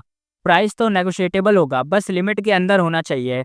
टाइम पे और प्रॉपर क्वांटिटी में डिलीवर करना होगा। अगर तुम्हारे पास सोल कम पड़ गए तो स्पिरिट एफिनिटी हाउस तुम्हें सेल करेंगे, और मार्केट प्राइस से 30% डिस्काउंट पे। ये ट्रांजैक्शन प्रायोरिटी होगी, इवन इमॉर्टल क्रेन सेक्ट से भी पहले। चाहे तुम्हारे पास जितने भी गट्स गो हो, सबसे पहले वो स्पिरिट एफिनिटी हाउस के पास आने चाहिए, यानी तुम स्पिरिट एफिनिटी हाउस को दोगे, सेंट्रल कॉन्टिनेंट में स्पिरिट एफिनिटी हाउस को दोगे, ना कि 10वें नंबर के सेक्ट जिसका इमॉर्टल क्रेन सेक्ट जिसका नाम है उसको दोगे। यानी समझ रहे हो ना, वो कहना चाह रही है कि भाई हम पहली प्रायोरिटी बननी चाहिए तुम्हारी, हम मांगेंगे तभी मतलब हमें पहले मिलना चाहिए। ये सुन के फेंगियन का थोड़ा इंप्रेशन के लिए थोड़ा सा मतलब बदला, थोड़ा इंप्रेशन चेंज हुआ। उसने इस लड़की को नए नज़रिए से देखना स्टार्ट करा। उसे बिल्कुल भी एक्सपेक्ट नहीं करा था कि इतने छोटे टाइम में ये लड़की इतनी मैच्योर बन चुकी होगी, as expected from a genius. या फिर ये कहना सही होगा कि उसके पीछे काफ़ी कैपेबल लोग हैं, और उसका ट्रेनिंग बैकग्राउंड भी सॉलिड है। फेंग जिंग हुआंग का डिमांड फेंग युआन के लिए काफ़ी लाइलैंड था, एक्चुअली थोड़ा ज़्यादा ही जनरस लग रहा था, यानी मतलब कुछ ज़्यादा ही अच्छा लग रहा था, ऐसा लग रहा था कोई ट्रैप है। लेकिन गट्स गो फेंग जिंग हुआंग के लिए अर्जेंट नीड बन चुका था। क्यों? क्योंकि वो ड्रीम विंग्स है ना उसके पास, इमॉर्टल गू यूज़ कर रही है, और उसकी हेल्प से वो ड्रीम रियलम एक्सप्लोर कर पाती है। लेकिन चाहे जितना भी इमॉर्टल को सपोर्ट करे, उसका सोल फिर भी वीक ही फील करता है, और डैमेज तो होता ही होता है। तो उसको भाई करना पड़ेगा ना सही, सोल तो अब डैमेज हो रही है, तो भाई उसको सही करने के लिए उसे चाहिए गट्स गू। और पूरी दुनिया में सब जानते हैं कि सोल को स्ट्रांग बनाने के लिए सबसे टॉप मेथड कौन सा है जिसमें कोई भी साइड इफेक्ट नहीं है। Even spectral soul demon venerable ने भी इस चीज़ को ट्रेस किया था। फेंग जिंग हुआंग ने चैलेंज इनिशियली तो सिर्फ गुस्से में आके किया था, एक तरीके से इमोशनल रिएक्शन होता है ना, बट अब जब बेड की बात हो रही थी तो सब कुछ लॉजिकल और बेनिफिट बेस्ड हो चुका था। ये मैच्योरिटी एक तरीके से मैच्योरिटी का साइन था। वो शायद ये चाहती नहीं थी कि ऐसा कुछ हो, लेकिन फिर भी अब उसे इतना दिमाग दिया गया, उसके पीछे इतने सारे लोगों इन्होंने आइडिया दिया है, सब कुछ के बारे में बताया है, तो अब उसे शायद मानना पड़ेगा क्योंकि उसका भी बेनिफिट हो रहा है ना, क्योंकि वो तो भाई ड्रीम विंग्स के सहारे ड्रीम रेलम को एक्सप्लोर करेगी, पावरफुल होती जाएगी, लेकिन उसको पावरफुल होते रहने के लिए, बार-बार एक्सप्लोर करने के लिए उसको चाहिए गट्स को, क्योंकि उसकी सोल डैमेज होती है गंदे तरीके से। सोल हीलिंग के लिए टाइम लगता है और वो चाह रही है टाइम को मारो गोली, सबसे पहले गट्स को लो और गट्स को से एकदम से अपने आप को सही कर लो, फिर तुरंत ही अगले दिन फिर निकल जाओ एक्सप्लोर करने, फिर इसके बाद सोल डैमेज होगी फिर निकल जाओ। इतनी स्पीड से आगे बढ़ो कि क्या बताएँ। अगर फेंग जिंगवांग ने बोला है कि हो इमॉर्टल लैंड या डांगहुन माउंटेन को बेड पे लगाओ, तो फेंग युआन पक्का रिफ्यूज़ कर देता, और वैसे भी Feng yuan immortal crane set के नाम का यूज़ कर रहा था। लेकिन ये सबको पता है कि उनके बीच एक्चुअल रिलेशन कुछ खास नहीं है। फेंग युआन को इमॉर्टल क्रेन सेट की रेपुटेशन से कोई मतलब नहीं था, इसलिए वो डेफिनेटली ड्यूल के लिए एक तरीके से रेडी हो जाता है। इसलिए फेंग जिंगवांग ने भी ये डील रखी थी। फेंग युआन के लिए गट्स को सेल करना एक बेनिफिट ही था। पहला बेनिफिट ये था कि उसका सेल वॉल्यूम बढ़ेगा, उसके पास ज़्यादा इमॉर्टल एसेंस स्टोन आएँगे। और भाई ज़्यादा पैसा किसको बुरा लगेगा। दूसरा बेनिफिट स्प्रिंट एफिनिटी हाउस के साथ उसका डायरेक्ट कनेक्शन बनेगा। अगर कभी फ्यूचर में इमॉर्टल क्रेन सेट के साथ रिलेशन बिगड़ भी गया, तो उसके पास एक और रास्ता होगा, sprint affinity house. Actually Feng yuan ने फेंग जिंग हुआंग का चैलेंज एक तरीके से एक्सेप्ट इसी इंटेंशन से किया था कि ताकि वो स्प्रिंट एफिनिटी हाउस के साथ एक कॉर्पोरेशन बना सके। जैसे-जैसे फेंग जिंग हुआंग ने ड्रीम रियलम एक्सप्लोर करा, उसे समझ आया कि गट्स को कितना वैल्यूएबल है और उसने इमॉर्टल क्रेन सेट से थोड़ा फ़ायदा लेना चाहा था। फेंग युआन भी ये करने के लिए रेडी था। अगर स्पिरिट एफिनिटी हाउस के साथ उसका प्रॉपर डील हो जाता, तो उसके लिए इमॉर्टल क्रेन सेट के रिलेशन को मैनेज करने में भी हेल्पफुल मिल जाता, यानी हेल्पफुल होता। चाहे जीत हो या हार, ये ड्यूल मेरे लिए फ़ायदेमंद ही फ़ायदेमंद है। वैसे भी रिज़ल्ट का कंपटीशन से कोई लेना-देना है ही नहीं, और मतलब एक तरीके से ये जो ड्यूल हो रहा है ना, ये कंपटीशन का कोई ड्यूल नहीं है, ये आपस में एक तरीके से बस ड्यूल कर रहे हैं। लेकिन वो कहता है वेट, इस रिक्वेस्ट में एक हिडन मोटिव भी है। वो मेरी फाइट करने की विल को एक तरीके से कम करना चाहती है। फेंग युआन को अचानक रियलाइजेशन हुआ और उसे फेंग जिंग हुआंग का मूव का एक डीपर लेयर समझ आया। फेंग युआन कहता है तो चलो फिर स्टार्ट करते हैं। इस कॉन्टेस्ट का फाइनल विनर मैं ही हूँ। उसकी आंखों में शाइन था, वो पूरी तरह से एनर्जी के साथ हंसा था। फेंग जिंग हुआंग कहती है that's that is not for certain. उसकी आँखों में कॉन्फिडेंस फ्लैश आया, यानी वो कहना चाह रही है कि भाई वही जीतेगी। दोनों अपने-अपने में बिज़ी हैं और यहाँ पे बेट तो फिक्स हो चुकी थी एक तरीके से। अब दोनों साइड ने ड्यूल के कंटेंट पे डिस्कशन स्टार्ट करा था। फेंग जिंगहुआंग ने सजेस्ट किया कि रिवर वेव ट्रेस गू को रिफाइन करने का टास्क रखा जाए। ये एक रैंक 5 का वाटर पाथ गू वॉर्म था और इसकी फुल सीरीज़ थी। रैंक 3 वाटर ट्रेस गू, रैंक 4 वाटर वेव ट्रेस गू और रैंक 6 वर्ल्डली वेव ट्रेस गू।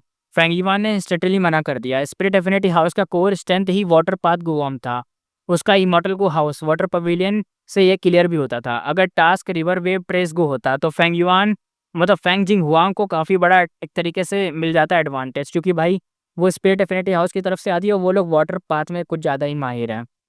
इसलिए वो क्योंकि वो उनका ही है ना, एक तरीके से वो उनका बेस एक तरीके से कोर बनते हुए आया है।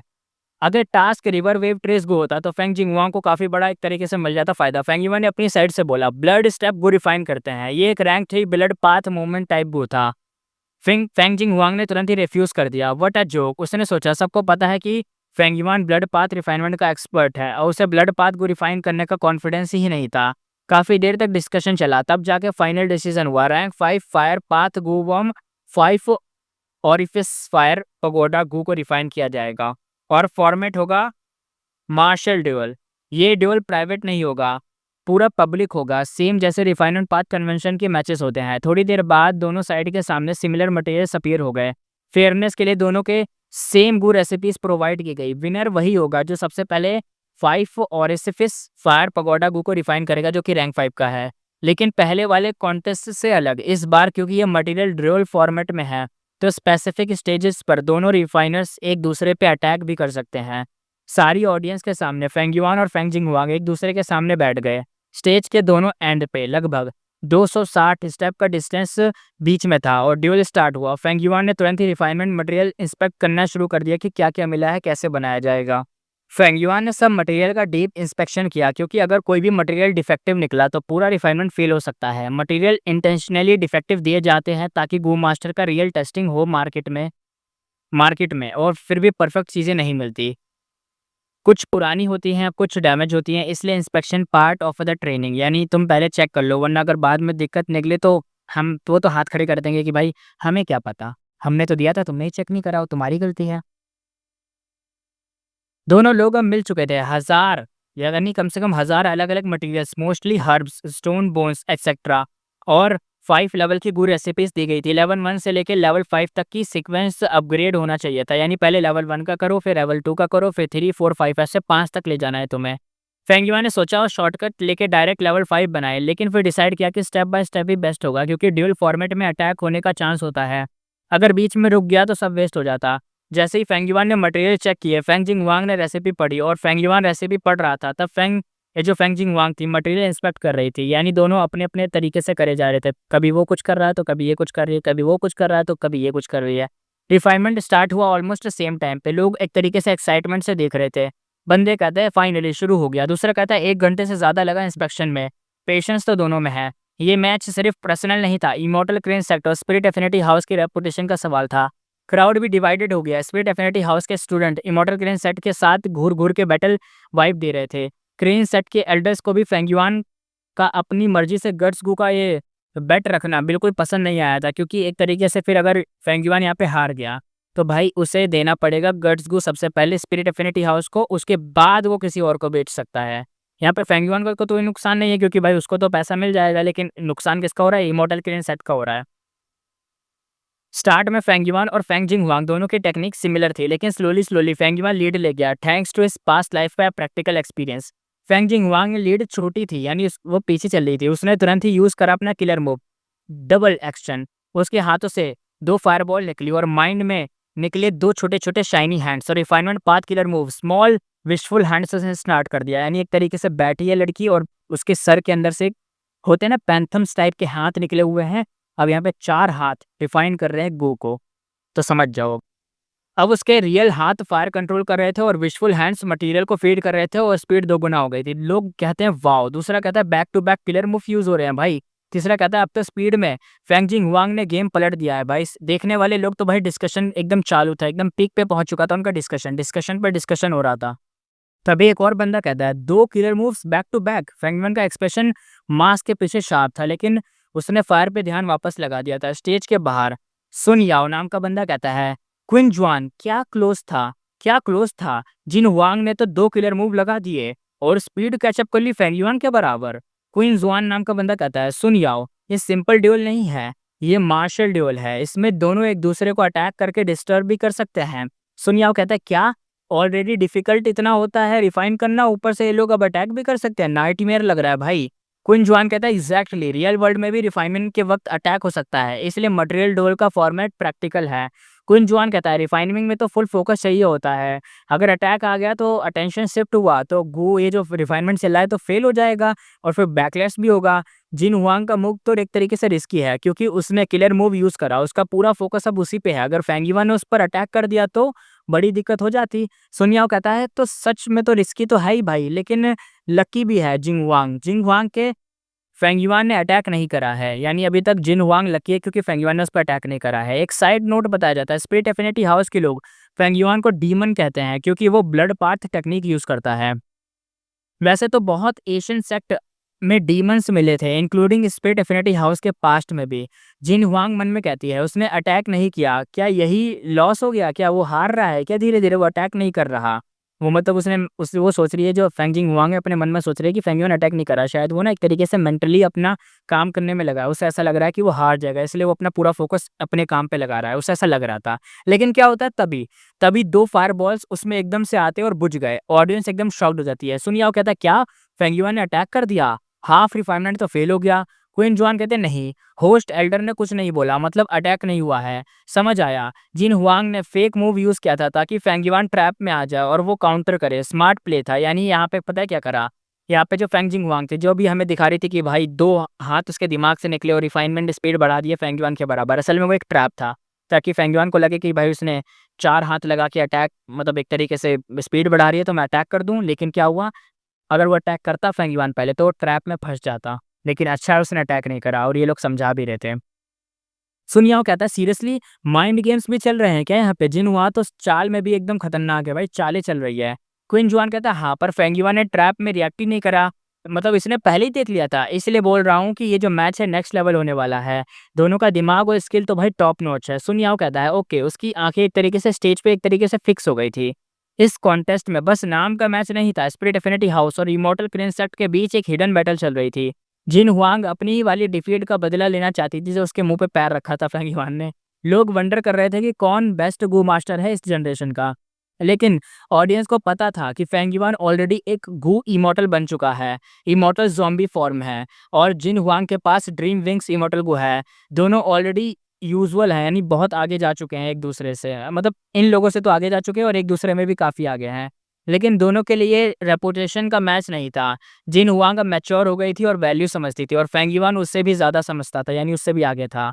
कॉन्टेस्ट अभी भी कंटिन्यू ही चल रहा था। फेंग युआन ने जिंग हुआंग का ट्रैप पहले से समझ लिया था, लेकिन उसके small wishful hands killer move से एक रियल था, यानी एक दूसरा सिर्फ ब्लफ था, यानी एक तो रियल था और दूसरा हाथ सिर्फ ब्लफ था। फेंग युआन ने अब ये भी बता दिया कि जो उसने 2 हाथ दिमाग से निकाले थे उनमें से एक तो रियल था और एक फेक था। ये दोनों छोटी व्हील से बनी हाथ वाली टेक्निक की वजह से जिंग हुआंग की स्पीड थोड़ी सी ज़्यादा हो गई थी फेंग युआन से। टाइम के साथ डिफरेंस बढ़ने लगा बट क्लियरली विजिबल नहीं था। फेंग युआन बस नॉर्मल गो रिफाइनमेंट टेक्निक यूज़ कर रहा था, कोई किलर मूव नहीं था। स्किल और एक्सपीरियंस से ही फायर कंट्रोल करके मटेरियल रिफाइन कर रहा था। क्विन जुआन सीरियस टोन में कहता है भले ही वो एनिमी है बट हॉनेस्टली फेंग युआन की रिफाइनमेंट फाउंडेशन बहुत स्ट्रांग है। कुछ एल्डर्स भी उसके जैसा नहीं कर पाते। सुन याओ कहता है उसने तो 30 से ज़्यादा टेक्निक्स यूज़ की कर ली होंगी, पर मुझे लगता है कि हमारी सीनियर जिंग वांग ज़्यादा स्मार्ट है। स्टार्ट में पीछे थी पर अब वो आगे निकल चुकी हैं, और small wishful hand killer move काफ़ी कन्वीनियंट भी लग रहा है। क्विन जुआन हेड शेक करते हुए कहता है नो, ये लीड सिर्फ सरफेस लेवल पर दिख रही है तुम्हें ज़्यादा कि वो आगे है। किलर मूव चलाना माइंड एसेंस दोनों पे लोड डालता है, और फेंग युआन बस बेसिक टेक्निक चल रहा है। उसकी मेंटल एनर्जी एक तरीके से पूरी की पूरी जितनी भी एनर्जी है सब सेफ है। बाद में वो आगे के स्टेजेस में उसका यूज़ कर सकता है, उसका एडवांटेज ले सकता है। सुन याओ एक तरीके से कंफ्यूज था। वो कहता है तो मतलब जिन हुआंग लीड में होके भी डिसएडवांटेज में है, ये क्या लॉजिक हुआ भाई? क्विन जुआन कहता है यही तो रिफाइनमेंट पाथ कन्वेंशन की ब्रिलियंस है, यानी यही तो है इसकी खतरनाक चालें, यही तो इसकी ब्रिलियंस है। अभी तो बिगिनर है, सुन याओ धीरे धीरे समझ आ जाएगा। इंटेंशनली क्विन जुआन टेंशन में थी। फेंग युआन सिर्फ टेक्निक से compete कर रहा था, और जिन हुआंग किलर मूव के बाद भी उससे ज़्यादा आगे निकल पाई थी। अगर ऐसे ही चलता रहा तो प्रॉब्लम हो सकती है। होता नहीं है जैसे मैराथन की जाती है, जब कोई मैराथन के लिए भागता है तो कुछ चोमू लोग होते हैं जो शुरू-शुरू में एकदम फुल स्पीड में भागने लग जाते हैं।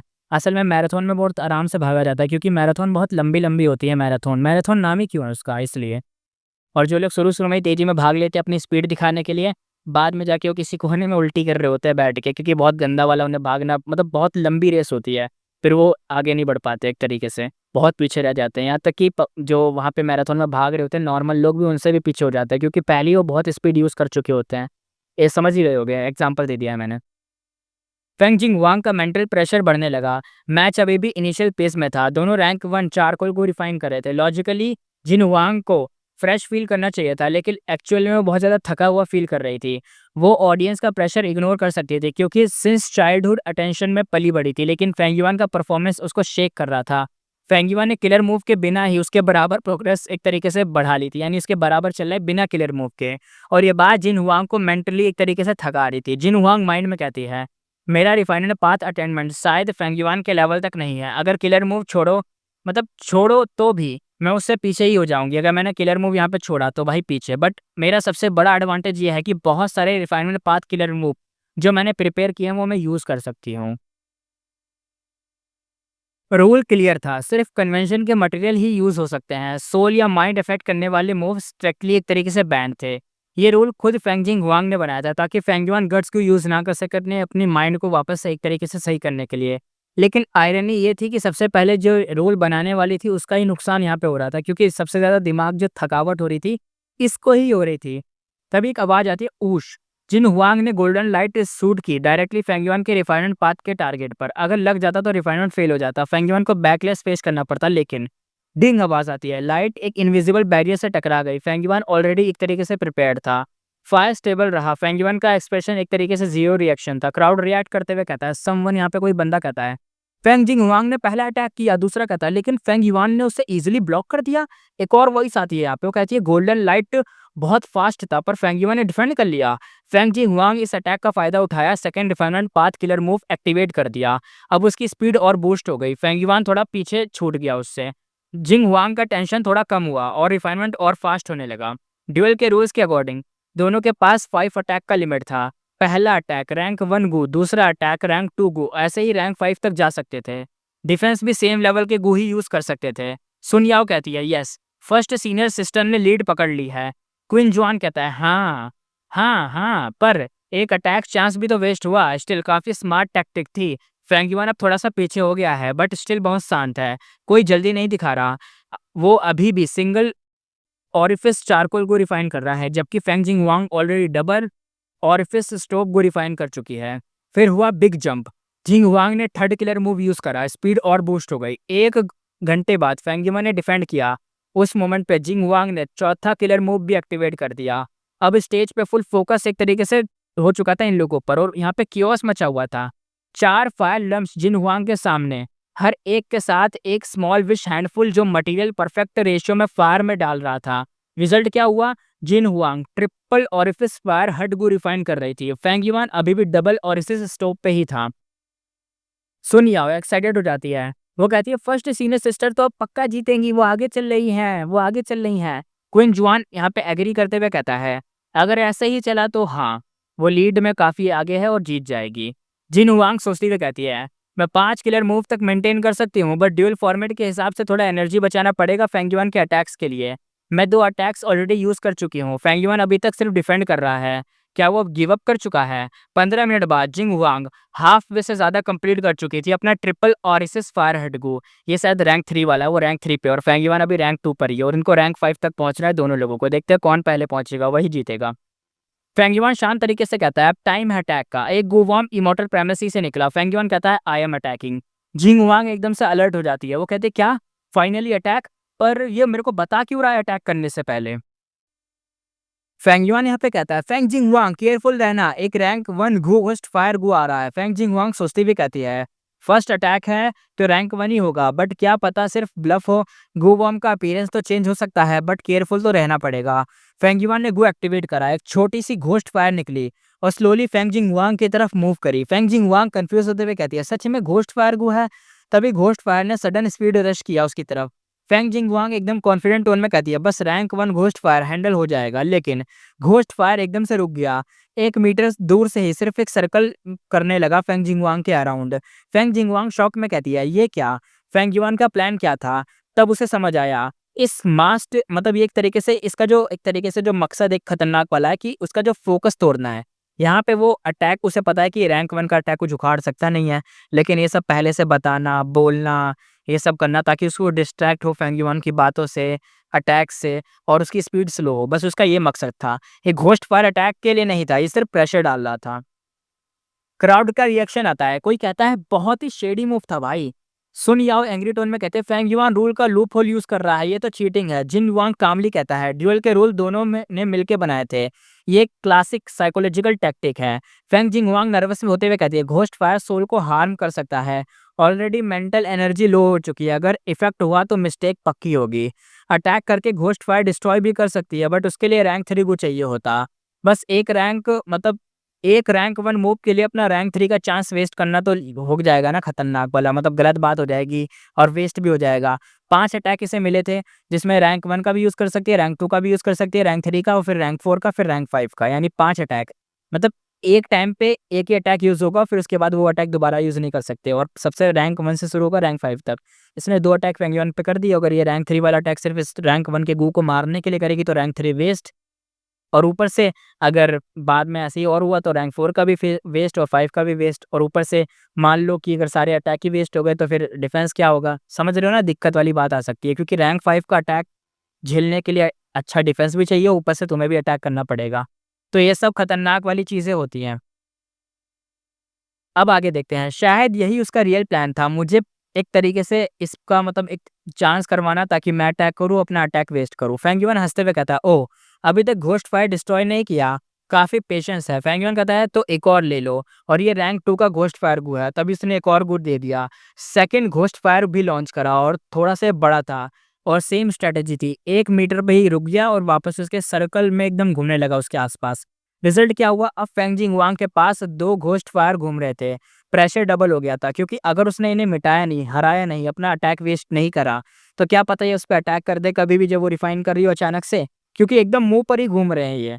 और रिएक्ट करने का मौका भी नहीं मिलेगा और फिर तो दिक्कत हो जाएगी भाई, फिर कुछ ना कुछ दिक्कत होगी, समझ ही रहे हो आप। और फिर फेल हो गया तो हार जाएगी भाई ये। 2 घोस्ट फायर इधर से उधर रैंडम मूव कर रहे थे। फेंग जिंगवांग को थोड़ा फ्लेम्स पे नज़र रखनी थी, प्लस गु रिफाइनमेंट भी चल रहा था। तो अब गु रिफाइनमेंट चल रहा है तो दिक्कत वाली बात है ना कि अगर वो फेल हो गया, नज़र हटी तो दुर्घटना घटी, हो गया सीन फिर तो। लेकिन प्रेशर इतना बढ़ गया कि क्या बताएँ, एक और बैंग आवाज़ आई। एक फायर लैंप फट गया और गु बॉम्ब इनकम्प्लीट स्टेट में डिस्ट्रॉय हो गया। सुन याओ एकदम चिल्लाते हुए कहती है, फर्स्ट सीनियर से मिस्टेक हो गई, बस 3 स्टेप बचे थे उस गु को मतलब रिफाइन करने में। क्वीन जुआन सीरियस टोन में कहती है, ये फर्स्ट स्लिप है, ज़्यादा मल्टीटास्किंग फोर्सफुल होता है, मतलब यूज़ करना काफ़ी कॉस्टली भी साबित हुआ है यहाँ पे। सुन याओ कहती है, अब क्या करें? क्वीन जुआन कहता है, मैं होती तो किलर मूव हटा देती, लीड लीड के लिए, लीड बड़ी है, बस मेंटेन करनी है, बट मूव हटाने में भी अटेंशन लगती और वही मूवमेंट वीक पॉइंट बन जाता, फिर वो घोस्ट फायर अटैक करके बर्बाद कर देते। फेंग जिंगवांग सोचते हुए कहती है, क्या यही फेंग युआन का प्लान था मुझे ट्रैप करना? फिर कहती है, या फिर मैं अपना थर्ड चांस यूज़ करके दोनों घोस्ट फायर को एक साथ डिस्ट्रॉय कर दूँ। तभी उसने फेंग युआन की तरफ देखा और फ्रीज़ हो गई। फेंग युआन का मास्क उसकी आँखों से कोल्ड ग्लेयर निकाल रहा था और हर मूव ऑलरेडी प्रेडिक्ट कर लिया था फेंग जिंगवांग का। फेंग जिंगवांग सोचती है एकदम डरते हुए, नो, अगर मैं अब अटैक करती हूँ तो वही मोमेंट फेंग युआन मुझे हिट करेगा। मेरे पास एनर्जी नहीं बचेगी डिफेंड के लिए। अब उसके भाई मत्थे से पसीने छूटने लगे थे। बैंग आवाज़ आती है एक और, तभी दूसरा फायर लंप भी ब्लास्ट हो गया और इस बार डैमेज और बढ़ा था। बाकी फ्लेम्स भी एक तरीके से अनस्टेबल हो गई। सुन याओ एकदम भाई रोते हुए टोन में कहते हैं, फिर मिस्टेक और इंजरी भी हो गई इस बार, तो ये क्या हो रहा है? क्वीन जुआन कहती है, प्रेशर के चक्कर में माइंड डिवाइड हो गया है, बट अब कुछ अटेंशन फ्री भी हो गई है, तो मे बी अब थोड़ा-सा बेटर हैंडल कर पाए। सुन याओ कहती है, राइट। फेंग जिआन हँसते हुए कहता है, हे। फेंग जिंगवांग एकदम उसका दिल तो एकदम घबरा जाता है। वो कहती है, नॉट अगेन या नॉट अगेन, वो हँस क्यों रहा है?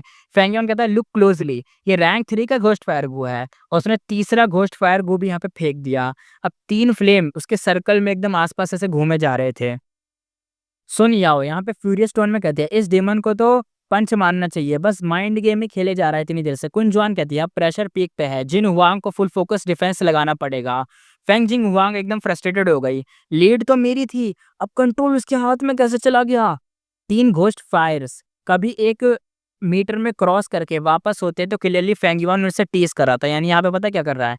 वो बैठी हुई है और उसके आस-पास 3 घोस्ट फायर ऐसे घूमे जा रही हैं। कभी-कभी वो पीछे बुला ले रहा है, एक तरीके से कंट्रोल कर रहा है। जैसे होते हैं ना रिमोट कंट्रोल कार, उसके आइड साइड से घुमाना, भाई यहाँ पे ड्रिफ्टिंग चल रही है, इधर-उधर घुमाया जा रहा है और पास ला रहा है, डरा रहा है, फिर पीछे हटा रहा है, डरा रहा है, फिर पीछे हटा रहा है। ऐसे कर रहा था। समझ रहे होगे ना कितना खतरनाक सीन होगा। होता नहीं है आँख के पास के एकदम से हाथ लिया ऐसे भट से ऊपर ला, बस आँख के पास लाए मारे ना, तो एकदम पीछे हो जाता है ना बंदा, आँख बंद कर लेता है, वैसे ही हो रहा था यहाँ पे। डर रही थी, मेंटल प्रेशर बढ़ रहा था और 3 घोस्ट फायर का मतलब भाई बहुत गंदा चढ़ा रहा था फेंग युआन यहाँ पे इसको। फेंग जिंगवांग सोचते हुए कहती है, क्या मुझे रिस्क लेना चाहिए? नहीं, इवन आफ्टर 2 मिस्टेक, लीड तो मेरी ही है ना, मैं आगे ही चल रही हूँ, अभी सिर्फ 2 फायर लैंप से जो डिस्ट्रॉय हुए हैं। यानी अभी तक जितने भी ये जो फायर लैंप्स है ना, ये उसकी स्पीड को शो करते हैं। ये जो फायर लैंप्स है एक तरीके से स्पीड को शो करते हैं। ये जो उसका किलर मूव यूज़ कर रही है, स्पीड बढ़ा रही है ना, ये जो डिस्ट्रॉय हुई चीज़ें हैं, गो डिस्ट्रॉय नहीं हुआ एक तरीके से, ये जो स्पीड कम हो गई है बस। और लेकिन अभी भी आगे चल रही है, तो कह रही है कि नहीं, मैं अभी भी आगे चल रही हूँ, कोई दिक्कत वाली बात है। वो ये सब सोच रही थी। तभी उसने स्टार्ट करा 4 ओर्सेस फायर टावर को रिफाइन करना। पर शॉक तब लगा जब फेंग युआन ने भी सेम को रिफाइन करना स्टार्ट करा। अब दोनों सेम लेवल पे आ गए और ये पहले सोच रही थी कि मैं लीड में हूँ, लेकिन अब ये देख के स्टंट रह गई। फेंग जिंगवांग कहती है, बट कब वो क्लोज किया? मेरे इतने क्लोज कब आया? उसने तो अब तक एक भी किलर मूव यूज़ ही नहीं करा, वो इतनी जल्दी यहाँ पे पहुँच गया।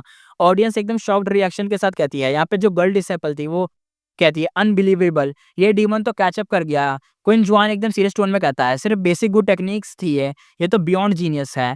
और ये जो क्विन जुआन है लड़का है, पहले मैं इसे लड़की समझ ले रहा था। मैं इन दोनों को ही लड़का समझ रहा था, लेकिन अब पता चला इनमें से एक लड़की और एक लड़का है। तो क्विन जुआन यहाँ पे लड़का है और जो लड़की है उसका नाम है सुन याओ और गर्ल डिसिपल सुन याओ ही थी। सुन यहाँ पे एंग्री टोन में कहते चीटिंग हुई है, एल्डर को चेक क्यों नहीं कर रही है, इतनी फास्ट कैसे यहाँ पे आया? पहले तो अपनी जो सिस्टर थी वो लीड में थी ना, ये कैसे इतनी आगे आ गया? चीटिंग हुई है, ये सब चिल्ला रही थी। क्विन जुआन कहता है, चुप हो जा यार जूनियर, टेक्निक्स किलर मूव का मैच नहीं कर सकती, लेकिन इस मैच में टेक्निक से भी जीता जा सकता है। सुन याओ कहती है क्या मतलब? क्वीन जुआन कहता है जीत का रियल फैक्टर है दोनों गो मास्टर का मेंटल स्टेट। अब ड्यूल मिडल एंड पेस में है, फेंग युआन स्टिल एकदम तरीके से फ्रेश है और फर्स्ट सीनियर सिस्टर पहले ही एक तरीके से स्ट्रेस्ड है, यानी दिमाग पे बहुत ज्यादा लोड पड़ा हुआ है उनके। क्वीन जुआन यहाँ पे एक तरीके से एनालिसिस मोड में जाके कहता है, एकदम बताता है फेंग युआन ने स्ट्रेटजी से काम किया था। जब मैच स्टार्ट हुआ था और फर्स्ट सीनियर ने 5 और एसएस फायर पगोड़ा गो चूज किया था, उसने डायरेक्टली मान लिया, लेकिन गू रेसिपी और मटेरियल्स उसने दिए थे। पहले पेज में स्लो हो गया, माइंड एनर्जी उसने स्लो कर रखी थी, अपनी तरीके से सेव करी थी, सब कुछ स्लो स्लो काम तो करा, लेकिन माइंड की जो एनर्जी थी एकदम फ्रेश कर रखा था, उसको एकदम स्लो कर रखा था और एकदम फ्रेश फील कर रहा था, कोई लोड नहीं था उसके ऊपर। और मिडिल स्टेज पर जब वो आए, यानी आधे स्टेज पर आए, तो और जिंग वांग ने रिस्क अवॉइड करा, उसके पास हैंडल करने का टाइम ही नहीं था और एंड स्टेज पे वो एक तरीके से थक चुकी थी और फेंग युआन एक तरीके से उसे कैचअप कर गया बहुत ईजिली। यहाँ पे जब तक वो सीन दिखाया गया कि उसने कैसे टीज करा उसको, बीच-बीच में उंगली करी, तो फेंग युआन वहाँ पे बहुत शांत था, वो मल्टीटास्किंग भी कर सकता है फेंग युआन ना इसलिए। सोनिया एकदम वरिड टोन में कहती है, क्या फर्स्ट सीनियर सिस्टर हारने वाली हैं? और रियलिटी में फेंग युआन ने ओवरटेक करना तो यहाँ पे स्टार्ट कर दिया था, इसलिए कह रही थी। फिर सोनिया दोबारा से रोती हुई कहती है, सीनियर ने इतनी मेहनत की, इंजरी भी हुई, फिर भी ये डीमन जीतेगा, मैं एक्सेप्ट नहीं कर सकती। क्वीन जुआन कहते हैं मुझे बुरा लग रहा है बट स्टिल एक चांस है। सोनिया कहती है सच में? क्वीन जुआन कहता है हाँ, उसके पास 3 अटैक चांस बचे हैं, रैंक 3, रैंक 4 और रैंक 5, कमबैक कभी भी हो सकता है। सुनिया एकदम भाई मतलब एनर्जी से भर गई, कहती है राइट राइट राइट, हाँ हाँ बिल्कुल बिल्कुल, सीनियर सिस्टर अगर अटैक कर सकती हैं, सीनियर सिस्टर आप कर सकती हो, आप कर सकती हो, चिल्ला रही थी ये। और चीयरिंग सुन के स्पिरिट एफिनिटी हाउस के स्टूडेंट भी एकदम चिल्लाने लगे। अब यहाँ पे मोराल बूस्ट कर रहे थे अपनी ये सिस्टर का, यानी जिंग वांग का, फेंग जिंग वांग का। और फेंग जिंग वांग ने जब ये फील करा, उसने डिसाइड करा, फेंग जिंग वांग एकदम डिटरमाइंड टोन में कहती है, मैं नहीं हारूंगी, time for the trump card, ink transformation. उसने 3 कंटिन्यूस अटैक किए फेंग युआन के फुल पावर मोड से। फेंग युआन एकदम शांत था, वो कहता है बच्चों वाली ट्रिक्स हैं ये। उसने सब अटैक ब्लॉक कर दिए, साथ ही 3 घोस्ट फायर से डिस्टरबेंस भी क्रिएट करा, लेकिन जिन हुआंग ने सब घोस्ट फायर डिस्ट्रॉय कर दिए और किलर मूव ऑलमोस्ट कंप्लीट होने वाले थे।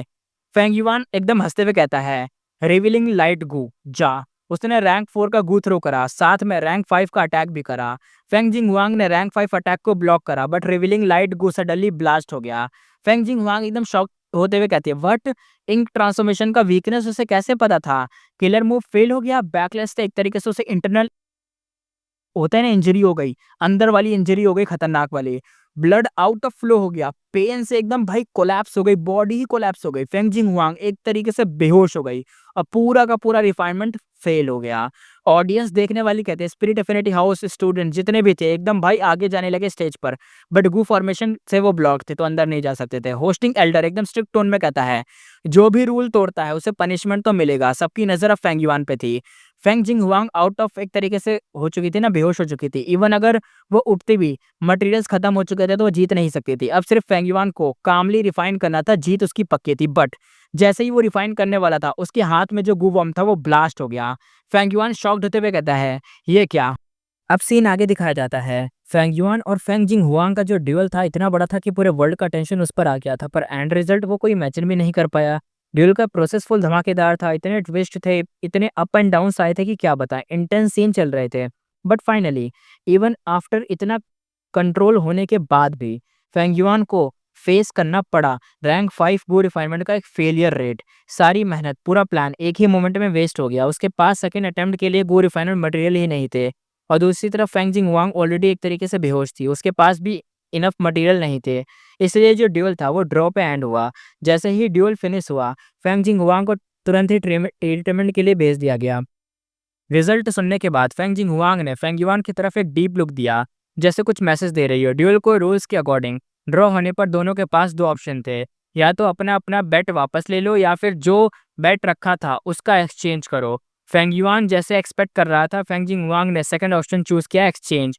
फेंग युआन ने थोड़ा सोचा, फिर एग्री कर दिया। फेंग जिंग हुआंग ने पहले एक information path Guam Feng yuan को पर्सनली दिया। उस गो में एक इमॉर्टल ज़ॉम्बी को रिवाइव करने का मेथड लिखा हुआ था।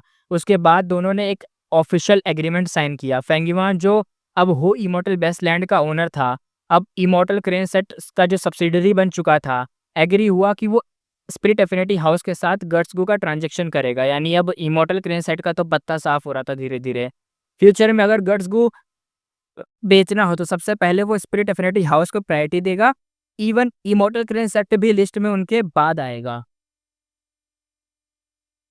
इमॉर्टल क्रेन सेट का एल्डर कहता है, लॉर्ड फेंगयुआन, हमारे सेट के लॉर्ड ही फेंगयांग आपसे बात करना चाहते हैं। फेंगयुआन कहता, ओह सरप्राइज लुक में, चलो ले चलो। एक अकेली माउंटेन पीक पर जहाँ कोई नहीं आता था, फेंगयुआन ने ही फेंगयांग से दोबारा मुलाकात की। ही फेंगयांग अब एक यंग पर्सन की तरह दिखता था। वाइट रोब, ब्लैक बेल्ट, हवा में उड़ती हुई स्लीव्स, उसकी ग्रीन आईब्रोज कमर तक जा रही थी और वो भी हवा में हिल रहा था। ही फेंगयांग कहता है, इस डोर का ड्रॉ तक पहुंचना इजी नहीं था, राइट? फेंगयुआन स्माइल के साथ कहता है, क्या कर सकता हूँ, नेचुरल फेलियर रेट मिल गया मुझे, अब मैं कुछ कर ही नहीं सकता उसमें। उसकी टोन में कोई फ्लॉ नहीं था, यानी वो कहना चाह रहा था कि उसकी तरफ से कोई दिक्कत नहीं हुई, ये जो दिक्कत हुई थी अब एक नेचुरल गलती थी, अपने आप हुई है ये। ही फेंगयांग कहता है, गहरी नज़र से देखते हैं, ये बड़ी बदकिस्मती है कि तुम इतने टैलेंटेड होने के बाद भी ज़ॉम्बी बन गए। एक्चुअली अगर तुम रिवाइव करना चाहते हो तो किसी और के पास जाने की ज़रूरत नहीं है। इमॉर्टल क्रेनसेट के पास एक ऑसम मेथड है जिससे तुम अपनी ज़ॉम्बी स्टेट से निकल सकते हो। फेंगयुआन को सुन के थोड़ा-सा ऑड फ़ील हुआ। ये रिक्वायरमेंट जैसा क्यों लग रहा था? और सॉरी रिक्वायरमेंट कह रहा हूँ, रिक्रूटमेंट, यानी वो ऐसा कहना चाह रहा है कि तुम हमारे इमोटल क्रेन सेक्टर में जॉइन हो जाओ। एक तरीके से ऐसा सुनने में लग रहा था फेंगयुआन को। लेकिन सोचने पर चाहे फेंगयुआन और इमोटल क्रेन सेक्ट एनिमीज़ रहे हों या उनका मिस्टीरियस पास्ट हो या कोई भी रीज़न हो, उसका गो रिफाइनमेंट लेवल इतना हाई था कि कोई भी सेक्ट उसे लेना चाहेगा। फेंगयुआन ऑलरेडी जानता था कि वो एक्सीलेंट मेथड क्या था। यानी ऑब्वियसली वो वही टेक्नीक थी जो डोंगफेंग चांगफेंग ने ये इमॉर्टल क्रेन सेट को बेच दी थी, पोजीशन टेक्नीक। ही फेंगयांग क्या जानता, फेंगयुआन तो पहले से ही इस डायरेक्शन में काफ़ी प्रिपेयर कर चुका था। फेंगयुआन कहता है, अगर मुझे अपनी फ्रीडम लूज़ करनी पड़े तो मैं ज़ॉम्बी ही रहना बेटर समझता हूँ। ही फेंगयांग कहता है सर हिला के, मैं तुमसे यहाँ फ्रीडम पे बात करने नहीं आया, बात सीरियस है। तुमने अपने भाई को कैप्चर किया है, उसे छोड़ना पड़ेगा, नहीं तो भुगतोगे बहुत गंदा वाला, तुम हैंडल नहीं कर पाओगे। फेंगयुआन टोन में थोड़ा सीरियस लाते हुए कहता है, ओह! तो ये थ्रेट है क्या? यहाँ पे फेंगयुआन का बैकअप प्लान था, यानी हम जानते हैं ना फेंगज़ेंग बाद में एक तरीके से सैक्रिफाइस हो जाएगा, फेंगज़ेंग को सैक्रिफाइस करेगा फेंगयुआन, या बाद में कैसे ना कैसे यूज़ करेगा फेंगयुआन बाद में फेंगज़ेंग को। तो अब पता चल रहा था क्यों। मतलब उसको रिवाइव करना है, अपने आप को सही करना है, बनाना, या बाद में ब्लड डेटी मूव करना है, यानी कुछ भी कर सकता है। फेंगज़ेंग के बहुत सारे यूज़ हैं। बहुत अच्छा मटेरियल है फेंगयुआन के लिए। अब आगे देखते हैं, अगर वो यूज़ नहीं करता तब भी फेंगज़ेंग ब्लड डेटी बनाने के लिए बेस्ट कैंडिडेट था।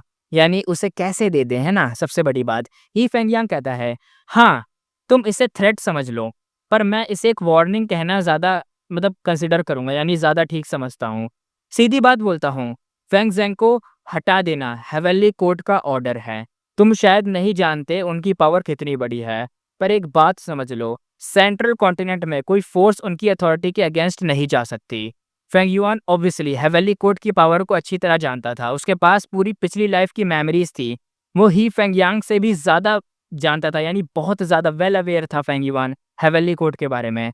फेंगयुआन कहता, ऑफ कोर्स मुझे पता है हेवनली कोर्ट क्या है, पर उन्हें फेंगज़ेंग में इंटरेस्ट क्यों है? एक मॉर्टल को एलिमिनेट करना, सीरियसली तुम्हें एक्सक्यूज़ काफ़ी वीक लग रहा है।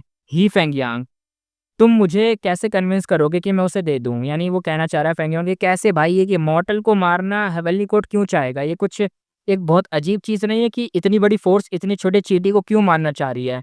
मतलब क्यों? ऐसा समझ नहीं आया, तुम मुझे कन्विंस करो। हाथ फैला के बोला।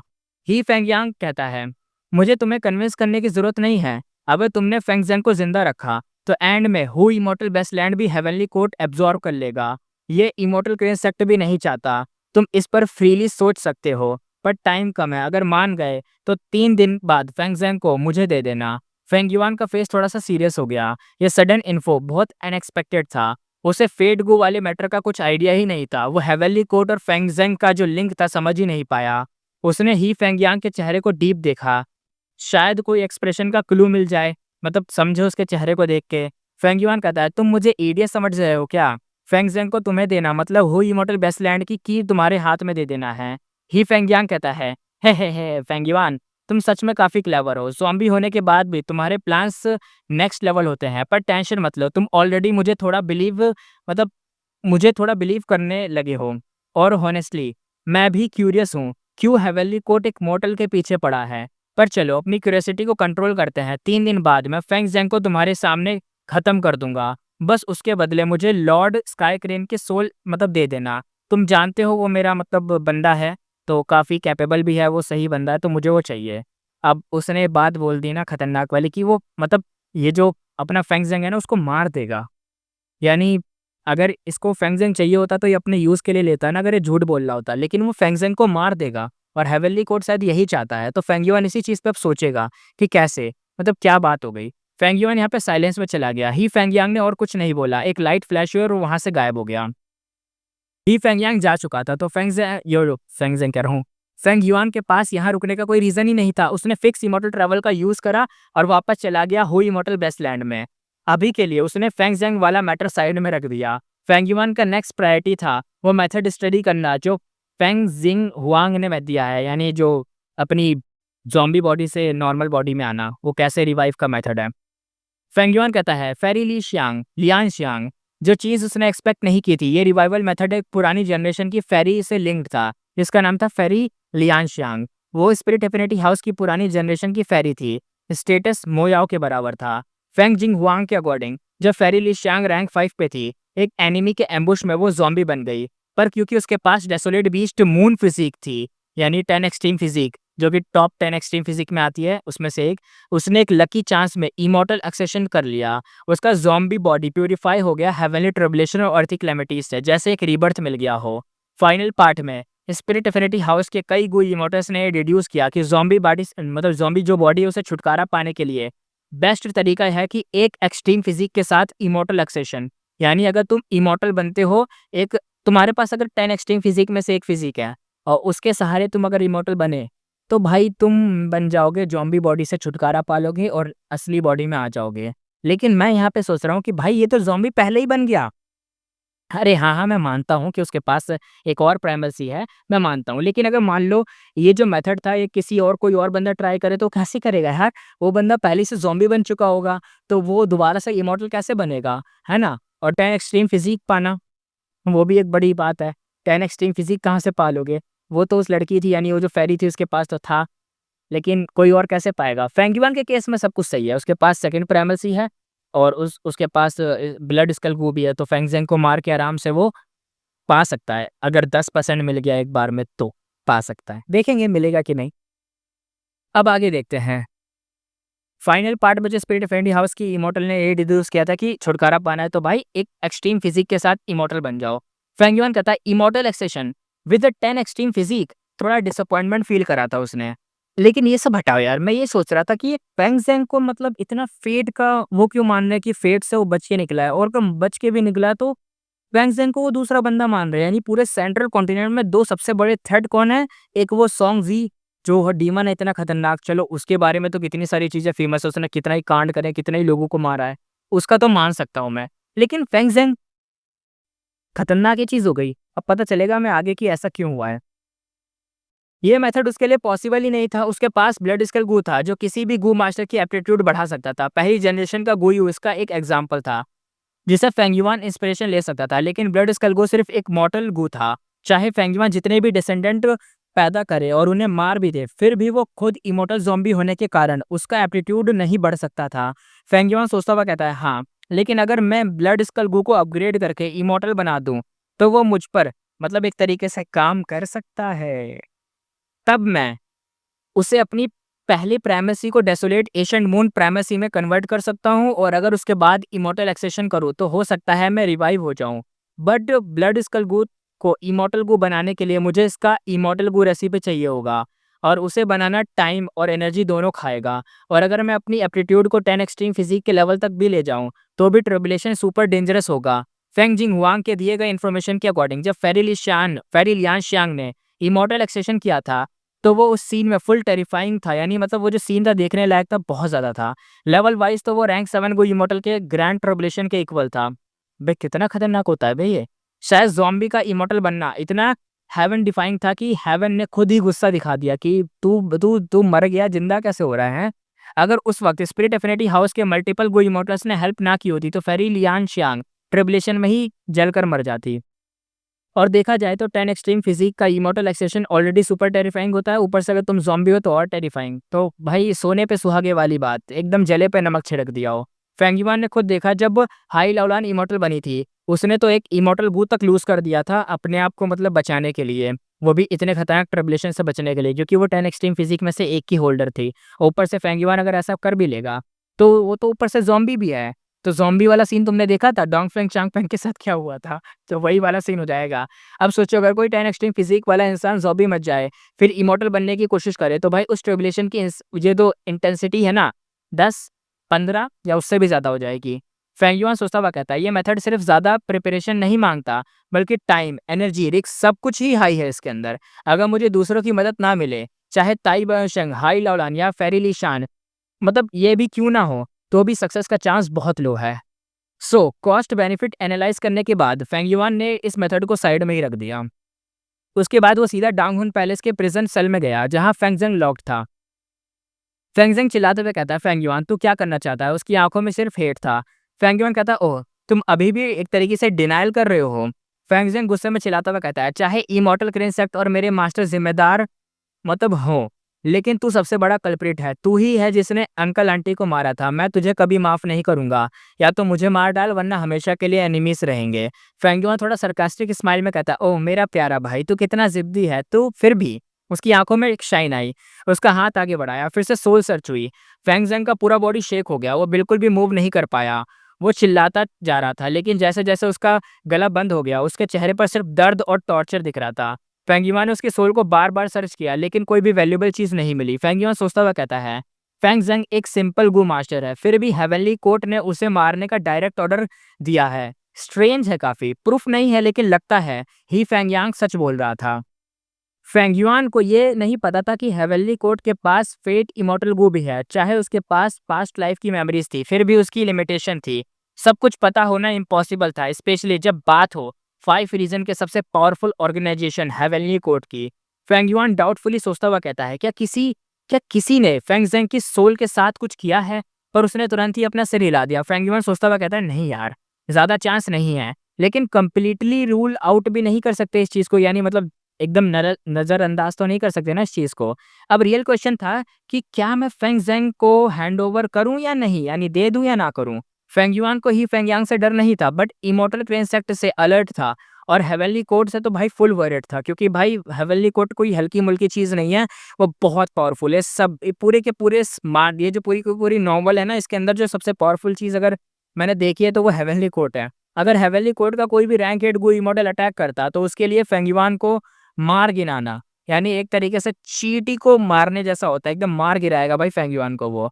हाँ, लेकिन वो डायरेक्ट बैटल में नहीं जाता, उसके पास फिक्स इमॉर्टल ट्रैवल है, वो एकदम भाग जाता।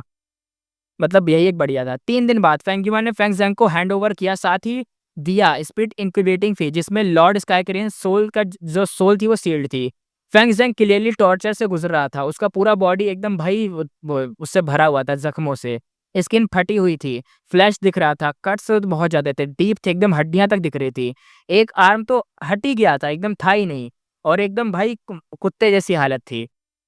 लेकिन फेंग ज़ेंग वो डॉग लिम्ब को फ़ील कर रहा था और मूव भी कर पा रहा था। ये सब देखते ही कोई इंसान एकदम मेंटली ब्रेक हो जाता। ही फेंग यांग ने बस एक बार देखा और कुछ नहीं बोला। ही फेंग यांग कहता है, तुमने एक स्मार्ट चॉइस की है। फेंग युआन सीरियस एक्सप्रेशन के साथ कहता है, अब तुम अपना पार्ट पूरा करो। ही फेंग यांग कहता है, ध्यान से देखना। उसने अटैक करा और फेंग युआन के सामने ही फेंग ज़ेंग को मार दिया। फायर ने उसके शरीर को एक ट्रेस में ही पूरा खत्म कर दिया, एकदम जला डाला। लॉर्ड स्काईक्रेन स्पिरिट फ्ली के जो था वो एकदम चिल्लाते हुए कहता है, लॉर्ड ही फेंग यांग, क्यों क्यों तुमने प्रॉमिस किया था तुम छोड़ दोगे उसको, तुमने उसे क्यों मारा? ये चिल्ला बैठा था, क्योंकि जो स्पिरिट इंक्यूबेटिंग फी था ना, वो उसकी बॉडी से निकाल के फेंग युआन ने ही फेंग यांग को दे दिया, और वो स्पिरिट भी चली गई लॉर्ड स्काईक्रेन की ही फेंग यांग के पास। और साथ में जब फेंग ज़ेंग भी गया तो भाई फेंग ज़ेंग को उसने मार दिया, फेंग युआन के सामने मार दिया और पूरी स्पिरिट के सामने भी मार दिया। और क्या बताएं, तो ये चिल्ला उठा था अपना लॉर्ड स्काईक्रेन। देख रहे हो यार, फेंग ज़ेंग मर गया। मुझे लगा था कुछ खतरनाक होगा इसके सहारे आगे जाके, लेकिन ये तो मर गया भाई। अब आगे देखते हैं। फेंग युआन कहता है, अब मुझे कंफर्म हो गया है कि ही फेंग यांग मुझसे अच्छा बिहेवियर दिखाने की कोशिश कर रहा था। फेंग युआन को फाइनली रियलाइजेशन हुआ था। ही फेंग यांग ने पर्सनली फेंग युआन को फी ही माउंटेन देखने बुलाया था। फी ही माउंटेन क्या था? वो इमॉर्टल क्रेन सेट का बेस था। हाँ, थोड़ा-सा सिंबॉलिक ज़रूर था, इसका मतलब क्लियरली दिख रहा था। जब फेंग युआन वापस वू इमॉर्टल बेसलैंड गया, तो उसने ही फेंगयांग के बदले हुए एटीट्यूड के बारे में सोचा और बस चुपचाप मुस्कुरा दिया। फेंग जिंग हुआंग के साथ हुई ड्यूल की बेसिकली स्पिरिट इंफिनिटी हाउस और फेंग युआन के बीच ट्रेड का एक कनेक्शन बना दिया था। गर्ट्सगू का ट्रांजेक्शन अब स्पिरिट इंफिनिटी हाउस के साथ इमॉर्टल क्रेन सेट से ज़्यादा प्रायोरिटी पे था। लेकिन क्योंकि ये सब सेंट्रल कॉन्टिनेंट के रिफाइनमेंट पाथ कन्वेंशन के दौरान हुआ है, जिसमें सब कुछ पब्लिक था, इमॉर्टल क्रेन सेट कुछ भी एक्सक्यूज या कंप्लेंट नहीं कर सकता था डील को रोकने के लिए। अब हु इमॉर्टल बेसलैंड का कनेक्शन स्पिरिट इंफिनिटी हाउस के साथ हो गया था और इसी वजह से इमॉर्टल क्रेन सेट को एक सॉलिड थ्रेट फील होने लगा था। इसलिए क्योंकि अब उसका एक तरीके से उसको प्रायोरिटी नहीं मिलेगी ना गर्ट्सगू के सेल में, अब स्पिरिट इंफिनिटी हाउस को प्रायोरिटी मिलेगी। हिस्टोरिकली देखा जाए तो टॉप 10 सेक्ट में स्पिरिट इंफिनिटी हाउस सबसे ज़्यादा डेमोनिक पाथ के गो इमोटर्स को रिक्रूट करता रहा है। बो क्विंग, फेंग जीजे जैसे एग्जाम्पल लोगों के जहन में बस चुके हैं। अभी कुछ टाइम पहले ही इमोटल क्रेन सेक्ट हो इमोटल बेस्टलैंड को वापस नहीं ले पाया था। अब फेंग युआन ने रिफाइनमेंट पाथ में भी अपनी स्ट्रॉन्ग कैपेबिलिटी दिखाई थी, तो इमोटल क्रेन सेट को लगा सॉफ्ट अप्रोच लेना बेटर होगा। इसलिए ही फेंग यांग का एटीट्यूड अब 180 डिग्री बदल चुका था, एकदम पलट गया। फेंग जेंग वाली सिचुएशन सच्ची थी। ही फेंगयांग का एक्शन फेंग युआन के लिए एक गुडविल का साइन था। उसने तो फेंग युआन को पोजेस करने की टेक्निक भी एक तरीके से देने की कोशिश करी थी। उसके पर्सपेक्टिव से अगर फेंग युआन ने फेंग जेंग को कैप्टिविस्ट बनाए रखा, तो हेवनली कोड पूरा हो इमॉर्टल बेस्टलैंड ले लेगा। उस सिचुएशन में डांगहुन माउंटेन उनके हाथ लग जाएगा। अगर फेंग युआन ने उसे पहले डिस्ट्रॉय ना किया होता, हो इमॉर्टल ब्लेसलैंड मूव नहीं हो सकता था और हेवनली कोड वैसे भी उसमें इंटरेस्ट नहीं था। शायद उनमें से किसी एक दूसरे को सेट को मिल जाता। यानी कहना चाह रहे हैं कि अगर मान लो फेंगजेन को नहीं दिया जाता, तो बाद में जो हेवनली कोट है, भले उसको इंटरेस्ट नहीं है ये इमॉर्टल क्वीन सेक्ट में डाउन माउंटेन में, लेकिन उसके यहाँ पे और भी तो लोग हैं उसके अंदर जो आते हैं, उन लोगों को तो इंटरेस्ट होगा, तो उनको मिल जाता। पर ये भी उन सेट के बीच एक इंटरनल कंपटीशन को डिसाइड करता कि कौन इसको इनहेरिट करेगा। क्लियरली इमॉर्टल क्रेन सेट के जो गो इमॉर्टल्स हेवनली कोर्ट में थे, वो पावर में काफ़ी वीक थे। चांस कम था कि वो हो इमॉर्टल बेस्टलैंड वापस ले पाते, और अगर ले भी लेते तो बिना डाउन माउंटेन के उसकी वैल्यू काफ़ी गिर जाती। मतलब overall situation immortal crane set और ही फेंगयान के लिए नुकसान वाली होती। इसलिए ही फेंगयांग ने ये इन्फो फेंगयुआन को दी, बेसिकली अपना बेनिफिट सेव करने के लिए। फेंगयुआन सोचता है अभी टेक्निकली तो मैं इमॉर्टल क्रेन सेट का एक एफिलिएटेड मेंबर हूँ, बट रियलिटी में मैं स्पिरिट इंफिनिटी हाउस और इमॉर्टल क्रेन सेट के बीच एकदम खड़ा हूँ, एक दलाल बन के मान लो। इससे मेरा एक्सटर्नल प्रेशर बढ़ रहा है। फेंगयुआन ने अंदर ही अंदर एक हैवी सा मतलब सांस ली और सोचा, मतलब सच तो ये बात थी और सोच भी रहा था इतनी कुछ चीज़ें कि इतना प्रेशर है। और ये पहली सिचुएशन थोड़ा बहुत तो ठीक है, ऐसा हो सकता है। पहले उसने फेंग जिंगहुआंग के चैलेंज को इग्नोर किया, बट बाद में उसे मैसेज भेजकर ड्यूल के लिए हाँ भी बोल दिया। क्यों? क्योंकि उसका प्लान था कि स्पिरिट इंफिनिटी हाउस को इमॉर्टल क्रेन सेट के प्रेशर के अगेंस्ट यूज़ करना।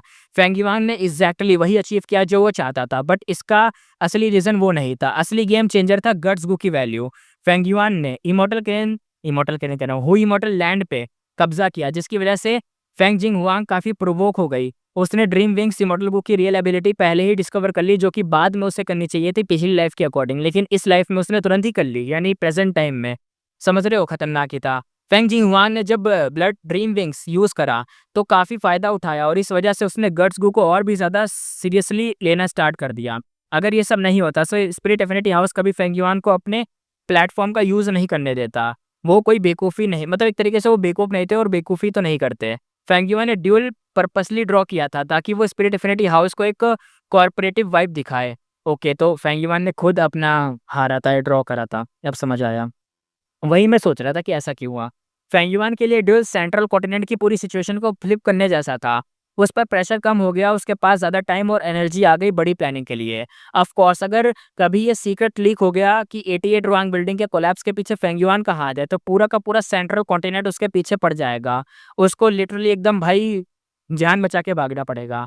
फेंग जिंगहुआंग के पर्सपेक्टिव से देखा जाए तो इवन दो वो ड्यूल में जीती नहीं और इंजर्ड भी हो गई, फिर भी वो रियल विनर थी। गर्ट्सगू के सपोर्ट के साथ वो ड्रीम विंग्स इमॉर्टल गू का फुल पोटेंशियल अनलॉक कर पाएगी, और इसका ग्रोथ स्पीड इतने ज़्यादा होगा कि क्या बताएं, गू इमॉर्टल से भी आगे निकल जाएगी।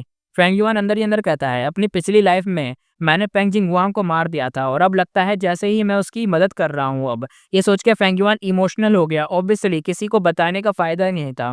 ताई बायोशंग यहाँ पे आता है, कहता है फेंग युआन सब कुछ सेट हो गया है, अगर कुछ नहीं है तो मैं निकलता हूँ। लास्ट कुछ दिनों से ताई बायाशंग नॉर्थर्न प्लेन्स में इधर-उधर घूम रहा था, एक सूटेबल जगह ढूँढने के लिए जहाँ अपना ब्लेसलैंड रख सके। अब उसने वो जगह ढूँढ ली थी और प्लेसमेंट करने ही वाला था, बट तभी फेंग युआन ने उसे वापस बुला लिया था। फेंग युआन कहता है, थैंक्स फॉर योर हेल्प। अभी तुमने लोकेशन सही पिक की है, जाओ और अपना हेवन एंड अर्थ की वाइब ब्लेंड करो, और जब कैलेमिटी आएगी तो मैं मदद करूँगा। ताई बायाशंग ने सर हिला दिया और स्टार गेट के थ्रू नॉर्थर्न प्लेन्स चला गया। फेंग युआन को अब स्टार फ्रॉम ब्लेस्ड लैंड मिल चुका था, इस वजह से उसके पास स्टारलाइट फायरफ्लाई गू की कोई बहुत बड़ी क्वांटिटी में स्टॉक था, तो कोई दिक्कत नहीं थी। स्टार गेट का यूज़ करने के लिए अब उसे थोड़ा सोचना नहीं पड़ेगा, यूज़ कर लेगा। फेंग युआन फिर एकदम वही जेल सेल के पास गया और उसने गुयू फेंगज़ेंग को दोबारा देखा। हैं? पर गुयू फेंगज़ेंग तो ही फेंग यांग के हाथों में मर चुका था, राइट? तो अब वो यहाँ कैसे है? तो असली सीन ये था, सब कुछ फेंग युआन का प्लान था। चलो अब समझते हैं क्या हुआ। उसने जानबूझकर गुयू फेंगज़ेंग का एक हाथ काट दिया था और उसकी जगह एक कुत्ते का हाथ लगा किया था, ताकि टॉर्चर और बेइज्जती का एक फेक सीन क्रिएट किया जा सके। एक्चुअली उसने वो काटा हुआ हाथ वहाँ रखा जहाँ ही फेंग यांग ने फेंग ज़ेंग को मारा था। तब फेंग युआन ने ताई बायाशेंग से कहा कि वो मैन एज़ बिफोर इमॉर्टल गू का यूज़ करे। काफ़ी ज़्यादा इमॉर्टल एसेंस खर्च करके उस हाथ के थ्रू फेंग ज़ेंग का जो बॉडी था उसको ही बना दिया। ही फेंग यांग को तो पता ही नहीं था कि उसकी नॉलेज लिमिटेड थी। उसने कभी मैन एज़ बिफोर जैसा इमॉर्टल गू सुना ही नहीं था। उसके पॉइंट ऑफ व्यू से फेंग ज़ेंग की बॉडी और सोल दोनों उसके सामने डिस्ट्रॉय हो चुकी थी। तो ऑब्वियसली वो डेड ही था। और कोई भी गो इमॉर्टल यही मानता अगर वो देखता। ये तो कॉमन सेंस था, बट दुनिया बड़ी है और उसमें कई रेयर और क्रेजी इमॉर्टल गो होते हैं। इमॉर्टल गो होते हैं जैसे मैन एज़ बिफोर। सबको सब कुछ नहीं पता हो सकता है, इंसान हो या इमॉर्टल, कुछ भी नहीं पता होगा, सब कुछ नहीं पता होता। ऑल नोइंग या ऑल पावरफुल बनना रैंक 9 गो इमॉर्टल या इवन रेंजू के बस की बात नहीं थी। शायद बस एक ही ग्रैंड एग्जिस्टेंस ऐसा कर सकता था, और ये पूरा वर्ल्ड।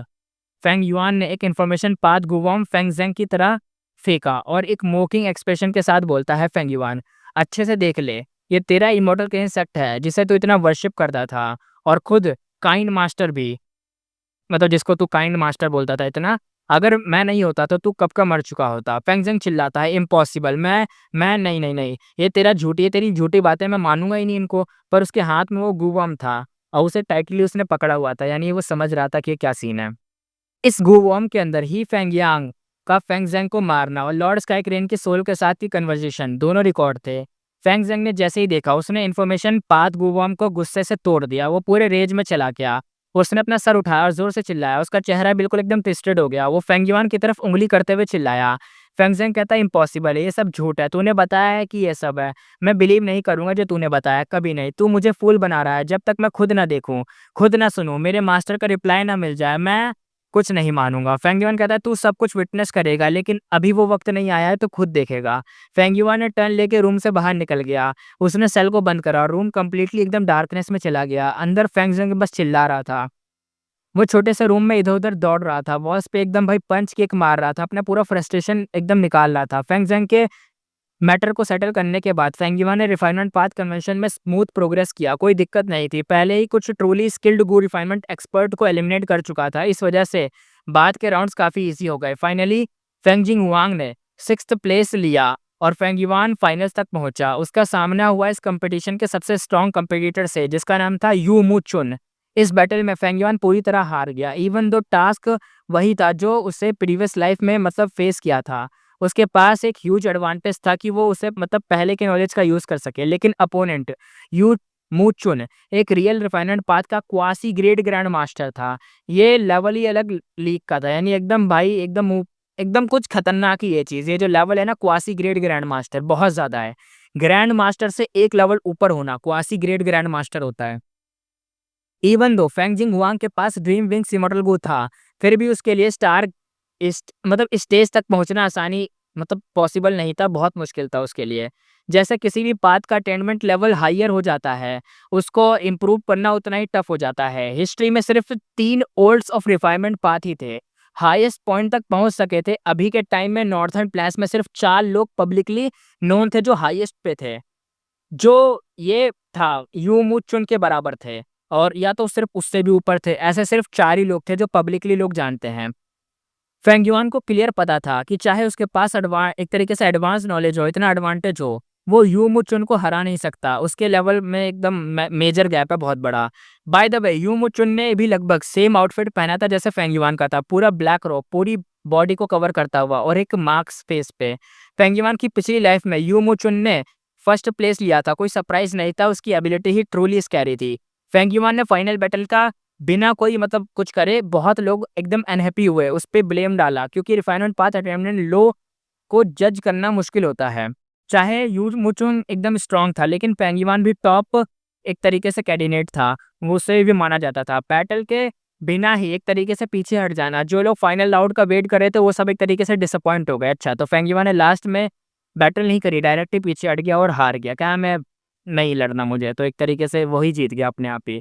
लोग कंप्लेन कर रहे थे, कह रहे थे कि फेंगयुआन तो भाई कितना पीछे मतलब डरपोक कितना वो है, लेकिन चाहे कुछ भी हो फेंगयुआन जो सेकंड प्लेस पे आया उसने अपना गोल अचीव कर लिया था, जो उसको मिला था एक सक्सेस का दाव मार्क मिला था।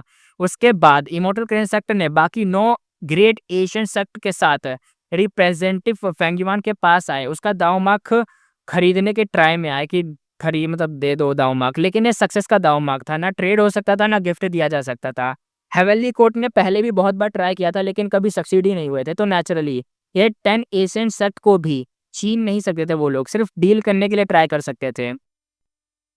क्योंकि सबको लग रहा था कि फेंगयुआन के पास अनबिलीवेबल गू रिफाइनमेंट स्किल हैं, जो कि सबकी एक तरीके से ओवर एवोल्यूशन थी, यानी एकदम जो सोच रहे थे सबसे आगे था। और एक तो लास्ट में उसने फाइट भी नहीं करी ना, एक तरीके से रिफाइनमेंट में घुसा ही नहीं, पीछे हट गया, फेल हो गया, एक तरीके से अपने आप ही पीछे हट गया। तो उस चीज़ को देख के भी और लोग उसे मिस्टीरियस समझ रहे हैं ना, कि भाई हो सकता है कि ये जीत सकता हो लेकिन इसने दिखावा नहीं करा, ये वो थोड़ा डिसअपॉइंट भी फील हो रहे थे, कुछ लोग शक भी कर रहे थे। अगर उसे रैंक 6 इमॉर्टल को रिफाइन करवाया जाए तो सक्सेस का दाव मार्क यूज होगा और 0% फेलियर रेट मिलेगा। 0% फेलियर रेट यार कितना खतरनाक है। चाहे सेंट्रल कॉन्टिनेंट के 10 सेक्ट ने कितना भी हाई प्राइस ऑफर किया, फेंगयुआन ने सबको रिजेक्ट कर दिया था। वापस हुई इमॉर्टल बेस्टलैंड आके फेंगयुआन ने शुरू करा चेंज फ्रॉम इमॉर्टल को रिफाइन करने का प्रिपरेशन। जब से उसने प्लान स्टार्ट किया था तब से वो ही इस मटेरियल को कलेक्ट कर रहा था ताकि वो रिफाइन कर सके, क्योंकि उसके पास सक्सेस का दाव मार्क था। उसको सिर्फ एक ही set of Gu refinement material चाहिए थे, इससे इसका कॉस्ट भी काफ़ी कम हो गया था। फिर भी जब फेंगयुआन ने सारे इंग्रेडिएंट गैदर कर लिए तब तक उसने नॉर्थर्न प्लेन्स ऑक्शन से मिले ऑलमोस्ट सारे के सारे इमोर्टल मटेरियल या तो बेच दिए थे या तो ट्रेड कर दिए थे इसको खरीदने के लिए, इतने सारे मटेरियल्स को खरीदने के लिए, जो कि ये जो नया गो रिफाइन करना चाह रहा था उसके लिए। अगर रिफाइनमेंट पाथ कन्वेंशन ने उसके मटेरियल का गैप फिल नहीं किया होता तो उसके पास बहुत कमी होती। यहाँ से पता चलता था कि एक इमोर्टल को रिफाइन करना कितना डिफिकल्ट है। चाहे उसको सिर्फ एक ही मटेरियल सेट चाहिए था, फिर भी उसने अपना ऑलमोस्ट सारा रिसोर्स यूज़ कर लिया था। अगर उसके पास गट्स को ट्रेड का फ़ायदा ना होता और सक्सेस का दाव मार्क नहीं होता, तो वो कभी भी इतना रिस्क नहीं लेता, इतना बड़ा गैम्बल नहीं खेलता। अब यहाँ से सीन चेंज होता है, हमें दिखाया जाता है सीन ट्रू यांग माउंटेन पीक। बेन डुओई कहता है मास्टर मास्टर रुको मेरा वेट करो। एक हेरी मैन फुल स्पीड से चढ़ रहा था पहाड़ों पे, थका हारा, लेकिन उसकी आंखों में स्पार्क आई थी। बाकी हेरी मैन जैसे डम्ब नहीं थे, ये भी बोल सकता था। वो पीछे पड़ा था यूमू चुन के, जो रिफाइनमेंट पाथ कन्वेंशन का विनर था। कन्वेंशन खत्म होने के बाद यूमू चुन गया था ट्रू यांग माउंटेन और बेन डुओ ही लग गया था उसके पीछे। क्लाइंबिंग हार्ड, चोट लगी, पूरी बॉडी डस्ट में बदल गई, एकदम पूरी बॉडी में डस्ट डस्ट एकदम ब्लड से भर गई, लेकिन फिर भी चिल्लाया नहीं। नहीं फिर भी चिल्लाया, हाँ। बेन डुओ ही कहता मास्टर प्लीज वेट प्लीज। जैसे ही पीक पे पहुंचा शॉक हो गया।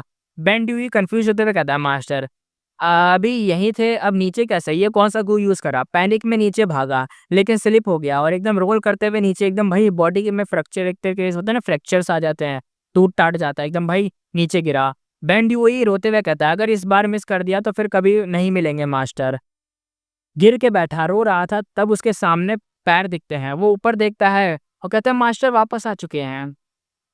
बेन डुओई कहता है मास्टर अब वापस आ गए।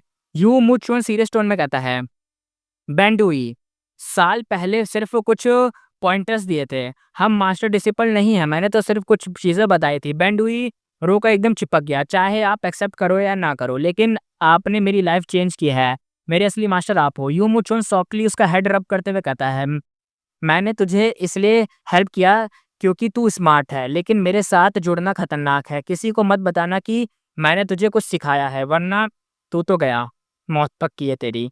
बेन डुई कहता है समझ गया और फिर रोक कर फिर कहता है मास्टर मैं आपका डिसिपल नहीं बन सकता तो आपको फॉलोवर या स्लेव तो बन ही सकता हूँ। यू मुचुन छोटी स्माइल के साथ कहता है, ओ तू भी ना। यू मुचुन कहता है, तेरी सबसे बड़ी क्वालिटी तेरी स्मार्टनेस है। हेरी मैन होते हुए भी तू ह्यूमन से कम नहीं है, लेकिन ओवर कॉन्फिडेंट मत हो। जो स्विम करता है वो भी कभी-कभी डूब जाता है, ये याद रख। बेन डुओई कहता है, अगर आप एक्सेप्ट नहीं करोगे तो मैं उठूँगा ही नहीं। तभी यू मुचुन हवा में उठ जाता है। बेन डुओई के हाथ हवा में रह जाते हैं। यू मुचुन एयर में ही खड़े होके वहीं से बोलता है, हमारी जर्नी यहीं तक थी। आज के बाद हम कभी नहीं मिलेंगे। यही मेरी लास्ट लेसन है, ध्यान से देखना। अब सीन दिखाया जाता है second, star from blessed land, Feng yuan का सीक्रेट रिफाइनमेंट। अब हमें दिखाया जाता है दूसरा फेंग युआन का सीन। एक क्वाइट रूम में कूल ब्लेस्ड लैंड के अंदर फेंग युआन खड़ा था, स्काई की तरफ देखते हुए। उसके सामने एक डेसोलेट टर्टल का जाइंट शेल था, उल्टा रखा हुआ और अंदर टॉक्सिक ब्लड से भरा हुआ था। ये ब्लड उसने हो इमॉर्टल लैंड की कैलेमिटी से कलेक्ट किया था, चेंज प्रो इमॉर्टल को रिफाइन करने के लिए। फेंगिवान डीप ब्रेथ लेते हुए कहता है, अब फाइनली स्टार्ट कर सकता हूँ। ये पूरा प्रोसेस सीक्रेट था, किसी को भी नहीं बताया था, ना तो ताई बाई को, ना तो हाईलावन को, ना तो फेरिलिशान को। ब्लेस लैंड ऑलरेडी सील हो चुका था, सेफ था और अंडरग्राउंड था, तो डिस्टर्ब भी नहीं होगा, कोई दिक्कत वाली बात नहीं थी। इवन दो उसके पास सक्सेस के दाव मार्क थे जो फेलियर के चांस को जीरो ले जाते हैं। टेक्निकली मिस्टेक होने का रिस्क भी थोड़ा था, लेकिन वो मिस्टेक उसकी तरफ से होगा, कोई नेचुरल मिस्टेक नहीं हो सकती, क्योंकि सक्सेस का दाँव मार के तो मिस्टेक नहीं होगी। इसलिए उसने हाफ डे मेडिटेट करके अपना माइंड बॉडी परफेक्ट स्टेट में लाया। फिर उसकी आंखों में लाइट चमकी, घोस्ट फायर जलने लगते हैं टर्टल शेल के नीचे, और शेल के अंदर ब्लड स्टिल एक तरीके से क्वाइट था। अब बट प्रोसेस अब धीरे-धीरे शुरू हो रहा था। अब यहाँ पे सीन दिखाया जाता है तीसरा वाला, final lesson in the sky, back to Ben Duoyi. वो ऊपर देखता है, शॉक्ड एक्सप्रेशन के साथ कहता है, उसने सोचा कि मास्टर कोई सीक्रेट गो या किलर मूव सिखाएंगे, लेकिन यू मुचुन हवा में खड़े होकर सिर्फ एक रोशनी में, एक स्पार्क्स में उड़ रहा था। बहुत ही प्योर और ब्राइट लाइट थी। बेन डुओई शॉक्ड में कहता है, इमॉर्टल गो रिफाइन? उसकी आंखों में आंसू टपकने लगे। यू मुचुन कहता है, ये तेरा लास्ट लेसन है, इमॉर्टल को रिफाइन कर रहा हूँ, ध्यान से देख। बेन डुई सोचते हुए कहता है, इमॉर्टल को रिफाइन करना इजी नहीं होता है, पहले बॉडी माइंड को एकदम पीक कंडीशन में लाना पड़ता है, लेकिन मास्टर ने तो ऐसा कुछ नहीं करा। रिफाइनमेंट पाथ कन्वेंशन के बाद यू मुचुन सीधा ट्रूयांग माउंटेन रेंज में आ गया था, नो रेस्ट नो पॉज, और अभी यहीं पे गो रिफाइन भी कर रहा था। बेन डुई एकदम नर्वस होते हुए कहता है, ये जगह तो डेंजरस है, अगर डेसोलेट बीस्ट या एशियन डेसोलेट बीस्ट आ गए तो, लेकिन उससे भी बड़ा थ्रेट था गो इमोटर्स। बेन डुई वरी टोन में कहता है, अभी माउंटेन रेंज में बहुत सारे गो इमोटर्स घूम रहे हैं, सब ज़ोंग ज़ीशिंग को ढूँढ रहे हैं, सोंग ज़ीशिंग को, और सीक्रेट सेक्ट मिशन भी कंप्लीट कर रहे हैं। पर यू मुचुन बिल्कुल स्टिल है, एकदम ग्रेसफुल है, एकदम अच्छे से अपना काम कर रहा है। Next second hundreds of metres तक लाइट शाइन हुई, क्लाउड्स गैदर हो गए, हवा तेज चलने लगी, ग्रास हिलने लगे, फ्लावर्स एकदम फ्रेग्रेंस वेग आ गए, यानी एकदम महकने लग गए। अब यहाँ पे उसका भी रिफाइनमेंट चल रहा है और इधर फेंगिवान का भी। अब दिखाया जाता है वापस से सीन शिफ्ट होता है, स्टार फ्रॉम ब्लेस्ड लैंड का सीन, 1 घंटे बाद का सीन। टर्टल शेल के अंदर टॉक्सिक ब्लड एकदम बॉयल होने लगा, बबली साउंड के साथ स्काई में पॉइजनस गैस एकदम फैल गई, ब्लैक फॉग बन गया, और नियर बाय जितने भी ग्रास थे और फ्लावर्स थे एक तरीके से मर गए। फेंगिवान चिल में था क्योंकि उसने ऑलरेडी सेफ्टी के लिए गो फॉर्मेशन लगा रखे थे। पॉइजनस फॉग लिमिटेड एरिया में ही था। फेंगिवान कहता है, 1000 year bitter shell, land speed तुरंत आया, हेयर मास्टर शेल दिया। लैंड स्प्लिट अब फेंगिवान का फ्री असिस्टेंट बन के गया था, फुल हेल्प कर रहा था रिफाइनमेंट में। अब आगे सीन होता है कि जो बिटर शेल थे ना, डीप वाटर में मिलते हैं, सैंड एंड रॉक्स को डाइजेस्ट करके बिटर वाटर बनाते हैं, इससे वाइन बनता है। उसका टेस्ट होता है बिटर प्लस एक थोड़ा-सा फ्रेग्रेंट वाली स्मेल भी आती है। फेंगिवान ने एक बार बिटर शेल वाइन बना के उसे लिकर वॉर्म रिफाइन किया था। अब उसके पास 1000 year bitter shell black and white tree ring like patterns, काफ़ी रेयर मटेरियल है, इमॉर्टल को रिफाइन करने के लिए वो भी थे। फेंगिवान सीरियस मोड में कहता है, 1000 ईयर बिटर शेल को डायरेक्ट टर्टल शेल से थ्रो कर दिया, कोई इंस्पेक्शन नहीं किया क्योंकि ऑलरेडी पहले बार चेक कर चुका था। सेल के जो शेल था इतना, वो मेल्ट होते ही पॉइजनस गैस पाइथम जैसी फॉग में बन गई और डिस्गस्टिंग थी, एकदम स्मेल फील होने लगी। फेंगिवान एकदम स्टिल काम था, इवन दो ज़ॉम्बी होने के कारण उसे स्मेल फील नहीं होती थी, लेकिन केयर मूव से थोड़ा बहुत सूंघ सकता था। वो स्मेल इतनी गंदी थी कि उसका सर घूमने लगा था, बट वो अभी भी फोकस था क्योंकि ये स्मेल बताता है कि गू रिफाइन हो रहा है या नहीं। सेल पूरी तरह से मेल्ट हुआ, ब्लड वापस बॉईल होने लगा। फिर फेंगिवान एक-एक करके टोटल 12 बिटर शेल्स को एकदम डालता गया। गैस और ज़्यादा थिक होती गई, पर स्मेल जो थी और ज़्यादा एकदम आने लग गई। फेंगिवान एकदम जो फेस था एकदम हिल गया, लेकिन फुल एकदम फोकस है अभी भी। कितनी भी दिक्कत आ रही है, फोकस है। अब यहाँ पे वापस सीन शिफ्ट होता है। यू मुचुन रिफाइनमेंट जो बेन डुओ को दिखा रहा था, वो बेन डुओ यहाँ पे शॉक्ड था, जो कि एक वेरिएंट ह्यूमन है, हेरी मैन है वो। बैंडियो चिल्लाते हुए कहता है ट्विन आइस हार्ट। यूमुचुन ने bowl size twin ice heart निकाला जो रैंक 7 इमोर्टल गू हाउस बनाने लायक मटेरियल था। नॉर्मल आइस हार्ट रैंक 6 होते हैं। बैंडियो ही सोचते हुए कहता है ये तो सिर्फ सप्लीमेंट्री मटेरियल है, मतलब मास्टर का एक्चुअल गू और भी ओपी मतलब ओवर पावर्ड होगा। He was impressed. अब तो थोड़ा रिलैक्स्ड भी फील हो रहा था, बट फिर भी कंफ्यूज था। क्या मास्टर पागल हो गए हैं जो इतना प्रीशियस गू ओपन ग्राउंड में रिफाइन कर रहे हैं, या इतना स्किल्ड है कि डर ही नहीं लगता। तभी हवा और तेज हो गई, एक तरीके से टॉर्नेडोज बनने लगे। पूरा सीन एकदम बदल गया टॉर्नेडो फॉरेस्ट में। यू मुचुन हवा में फ्लोट कर रहा था, वाइंड उसके ब्रोंज मास्क को एकदम उड़ा रही थी। असली फेस दिखा, पुराना और हेरी फेस था। उसका रोब भी फट गया और रिवील हुआ उसका ब्राउन हेरी मस्कुलर बॉडी। और रिवील्ड होता है यू मुचुन भी एक हेरी मैन था, just like Ben Duoyi. No wonder उसने बेन को टिप्स दिए थे, इसी वजह से वो बेन भी शायद उसके पीछे इसीलिए पड़ता था। यू मुचुन एक हेरी मैन है और उसके पास इंटेलिजेंस देख रहे हो, ह्यूमन लेवल की इंटेलिजेंस है। यानी जो सबसे बड़ी कमजोरी होती है हेरी मैंस की कि वो इंटेलिजेंट नहीं होते, वही पूरी हो गई। देख रहे हो, हेरी मैन जो होता है, अब पता चलता है एक डायलॉग रिवील होता है, हेरी मैन्स सीक्रेट रिवील्ड। यूमू चैन जब वर्क कर रहा था, बेन मैं तुम्हें लगता है कि हेरी मैन रिफाइन करने में एक्सपर्ट क्यों होते हैं, मतलब तुम्हें ऐसा क्यों लगता है? क्योंकि हमारी बॉडी पे ही रिफाइनमेंट पाथ के दाव मार्क्स होते हैं। रिफाइनमेंट पाथ हम हेरी लोगों का ही स्टार्ट हुआ था, हमने ही स्टार्ट करा है। हमारे पास सेंचुरीज का एक्सपीरियंस है, पर ह्यूमंस ने हमें ऑलमोस्ट एक्सटेंड कर दिया, यानी खत्म ही कर दिया। सारी प्रीशियस नॉलेज तो खो गई। अब हम ह्यूमंस के मेथड कॉपी कर रहे हैं, गलत कर रहे हैं। ह्यूमंस क्वाइट प्लेस में रिफाइन करते हैं, सेफ होता है बट शॉर्ट माइंडसेट वाला होता है। लेकिन असली रिफाइनिंग तो नेचर में होती है। वर्ल्ड इटसेल्फ एक वॉर्म की तरह है, यानी एक वॉर्म जिसके अंदर जैसे होता है ना लार्वा बनता है, फिर बटरफ्लाई बनता है कैटरपिलर से, वो एक वॉर्म के अंदर रहता है, वैसे टाइप का वो। फुल ऑफ दाव मार्क्स, अगर हम उनका यूज करें तो दुनिया खुद हमारे साथ रिफाइन करती है, हमारी हेल्प करती है। ओए बे, ये तो वो डायलॉग लग रहा है कि तुम मतलब किसी चीज को एकदम शिद्दत से चाहो तो पूरी कायनात तुम्हें उससे मिलाने में लग जाती है। उसके जैसा डायलॉग नहीं लग रहा? बैंडुओई शॉक्ड होते हुए कहता है borrowing power from world of refined Gu, यानी दुनिया से ताकत को लेना। उसकी आंखें वाइडली एकदम फैल गई, स्पीचलेस था। ये थ्योरी उसने पहली बार सुनी थी और एकदम माइंड ब्लोइंग मोमेंट था। यू मुचोन एकदम स्माइल करते हुए कहता है बेन तुमने ह्यूमंस का मेथड सीखा, सही लगता है, बट वो तुम्हारे लिए सही नहीं है। उनका मेथड भले चाहे कितना भी सही लगता हो, तुम्हें जो सीखा है सही लगता हो, लेकिन नहीं।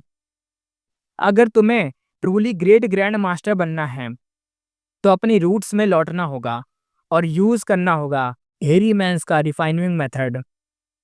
बेन डुओ ये एकदम एक्साइटेड होकर चिल्लाते हुए कहता है मैं रेडी हूँ मास्टर यू मुचेन, मुझे हेरी मैन का गो रिफाइनमेंट सिखाओ। और वो बार बार एकदम भाई चिल्लाने लग गया, एकदम सर झुका के चिल्लाने लग गया। यू मुचेन एकदम हंसते हुए कहता है ज्यादा एक्साइटेड मत हो, इसमें रिस्क भी है, तुम्हें नुकसान भी हो सकता है। मैं 3 साल का था जब से गो रिफाइन एक बूवॉर्म फीड करना शुरू किया था। 10 साल में बूवॉर्म के कांटेक्ट में था, बिना किसी टीचर के समझ गया कि किस गू को क्या खिलाना चाहिए। 16 साल में ह्यूमन टेक्निक यूज करके रैंक 5 गू को 90% सक्सेस रेट से डिफाइन कर सकता था। यानी सक्सेस रेट देख रहे हो 90%, वो भी रैंक 5 का 16 साल की एज में। पर वो भी गलत पाथ था। यू मुचेन कहता 22 साल में समझ आया कि मैं सब कुछ छोड़ के जीरो से शुरू करना चाहिए। उसने नेचर में गू रिफाइन करना स्टार्ट करा। 138 साल का हुआ तो मिरर सक्सेस, और अब 246 साल का ग्रेट सक्सेस मिल गया। मेरा सक्सेस रेट रैंक 6 में जब रिफाइन करता हूँ तो 40% है, अगर इमोर्टल को रिफाइन करूँ। रैंक 7 का इमोर्टल को रिफाइन करूँगा तो 5% है। और रैंक 8 अभी तक ट्राई नहीं किया क्योंकि मेरा कल्टिवेशन लेवल लिमिट में है। बैंड वो एकदम शॉक हो गया क्योंकि ये success rate world level shocking था। नॉर्मल सक्सेस रेट पता है क्या होता है? रैंक 6 का कोई अगर करता है तो 1% से भी कम होता है सक्सेस रेट। रैंक 7 का करता है तो 0.1% होता है, और रैंक 8 का करोगे तो 0.0.1% या 0.01%। समझ रहे हो, बहुत नीचे। योमो चुन के 4 में से 1 अटेम्प्ट सक्सेसफुल और रैंक 7 में 20 में से 1 सक्सेसफुल रहे हैं। यही नेचर गू रिफाइनमेंट का पावर था। अब फ्लैशबैक दिखाया जाता है क्विकली। 3 साल से गू फीड करना, 10 साल में फूड प्लस दाव मार्क्स को समझ जाना, 16 साल में रैंक 5 का गू रिफाइन करना, 22 साल में सब छोड़कर वापस शुरू से शुरू करना, 138 में मिरर सक्सेस पाना, और मिरर कह रहा हूँ माइनर सक्सेस पाना, और 246 में ग्रेट सक्सेस पाना। Talent plus dedication plus years of grind, कुछ इतना कुछ करा तब जाके मिला। बट बैंडुओई को समझ आया इतना सब करना सिर्फ टैलेंट से पॉसिबल नहीं था, इसमें बहुत ज़्यादा टाइम और रिसोर्स और पेशेंस लगता है। वो खुद लोन कल्टीवेटर था, उसके पास वो लेवल का टाइम या पैसा नहीं था। गू इमोर्टल को रिफाइंड रिफाइंड पाथ सीखने के लिए बहुत रिसोर्स चाहिए होते हैं, इसलिए ज़्यादातर फ्लाइंग मास्टर होते हैं, रिफाइनमेंट मास्टर बहुत कम होते हैं। Even Feng yuan refinement path में सिर्फ क्वासी ग्रैंड मास्टर पे था, क्योंकि फोकस और रिसोर्स दोनों लिमिटेड थे, यानी ज़्यादा फोकस और रिसोर्स पे है। यो मुचुन स्टार्ट करता है रिफाइनमेंट और टॉर्नेडो, जो टॉर्नेडोस बन रहे थे ना, इतने नेचुरल टॉर्नेडोस बन रहे थे, ये जो आपदा बन रही थी उसका ही यूज़ करने वाला था, आपदा को अवसर बनाने वाला है भाई अपना। टॉर्नेडोस बड़े काम थे। यो मुचुन ने रिफाइनमेंट जो रिफाइनिंग था स्टार्ट करा, हवा में खड़ा हुआ, उसकी बॉडी हेयर और पावरफुल ऑरा निकालने लगी, उसने इमॉर्टल मटेरियल से निकालने और अपने प्राइमल सी से निकाले और केयरफुली टॉर्नेडोस में एकदम फेंक दिए। टॉर्नेडोस ने मटेरियल को एकदम भाई ब्लेड की तरह पाउडर में ग्राइंड कर दिया। बेन ड्यूई एकदम शॉक्ड होते हुए कहता है, नॉर्मल रिफाइनिंग में तो सब कुछ एक्यूरेटली मेजर किया जाता है, टाइम, क्वांटिटी, हीट सब कुछ परफेक्ट होना चाहिए, पर यू मुचुन तो रैंडमली टॉस कर रहा है, फेंके जा रहा है। ऐसा लग रहा है कोई कोई पत्थर फेंक रहा है पानी में। अगर कोई और करता तो बेन उसे जोक समझता, पर यू मुचुन जैसा इतना खतरनाक बंदा, फ्लो इतना नेचुरल था, इतना स्मूथ था कि क्या बताए, बहुत एलिगेंस दिख रही थी। उसका हर एक्शन ऑर्डिनरी लग रहा था, पर एक्चुअली डीप मीनिंग छुपा था। बेन ड्यूई एकदम फ्रोजन होते हुए कहता है, उसकी आंखें एकदम ब्लिंक नहीं कर पाई, वो पूरी तरह से डेज्ड हो गया। अब सीन यहाँ पे शिफ्ट होता है, हमें दिखा जाता है स्टार फ्रॉम ब्लेसलैंड का सीन। पॉइजन फ्रॉग फैल चुकी थी, ब्लड बॉयल हो रहा था, 3 लेयर की गू फॉर्मेशन ऑलरेडी डिस्ट्रॉय हो चुकी थी, जमीन पॉइजनस स्वैम्प बन गई थी। फेंगयुआन सीरियस फेस के साथ कहता है, अब सबसे tricky material earthly limit astral QI को, ये जो क्यूआई है उसको प्रोसेस करना पड़ेगा। अब earthly limit astral QI explain किया जाता है होता क्या है। फेंगयुआन ने कीमोटल मटेरियल निकाला, ऊपर लाइट ब्लू एस्ट्रल क्यूआई थी, नीचे ब्लैक सॉइल था। ये क्यूआई हेवन से आती है और सॉइल अर्थ एसेंस से होता है। नॉर्मली दोनों को एग्जिस्ट नहीं करते, पर इस मटेरियल में पीसफुली एक दूसरे में कन्वर्ट भी हो जाते हैं। फेंगयुआन ने उसे शेक करा, मटेरियल को मेल्ट होकर फॉग में बनाया, पर कुछ सांसों में ही क्यूआई ऊपर गया, सॉइल के नीचे आया, फिर ब्लैक व्हाइट रोटेट होने लगा और एक मिस्टिकल विजुअल बन गया, देखने लायक। फेंगयुआन सोचता हुआ कहता है, ये मटेरियल तो हैंडल करना हार्ड है, सिर्फ 4 लेजेंडरी रिफाइनमेंट किलर मूव ही इसे इंस्टेंटली प्रोसेस कर सकते हैं। पहला स्लम्बरिंग लाइटनिंग पाइथन, दूसरा रिफ्लेक्ट स्नो, तीसरा मफल्ड थंडरस्टोन ड्रम और चौथा वाइंड ग्राइंड। पर मेरे पास ये नहीं है, मुझे एफर्ट और टाइम लगाना पड़ेगा इसमें। अब सीन दिखा जाता है, फेंगयुआन हवा में जंप करके टर्टल शेल में पॉइजनस ब्लड में घुस जाता है। उसने अपने ही 4 हाथों को चेस्ट और बैक सब में एकदम कट लगाया। ब्लड ट्रेस ट्रैवल करते हैं, blood refinement killer move activate करता है। उसका ब्लड टर्टल शेल के पॉइजनस ब्लड से मिक्स होने लगता है और सर्कुलेट होने लगता है, अंदर अंदर होकर मेल्ट होना चालू होता है। फेंगयुआन पेन में कहता है, क्योंकि वो पेन फील कर रहा था, तो गू जो मेथड था वो इंटेंशनली उसने ये यूज़ करा था। फेंगयुआन ने अर्थी लिमिट एस्ट्रल क्यूआई उठाई और निगल कर स्टमक में ले गया।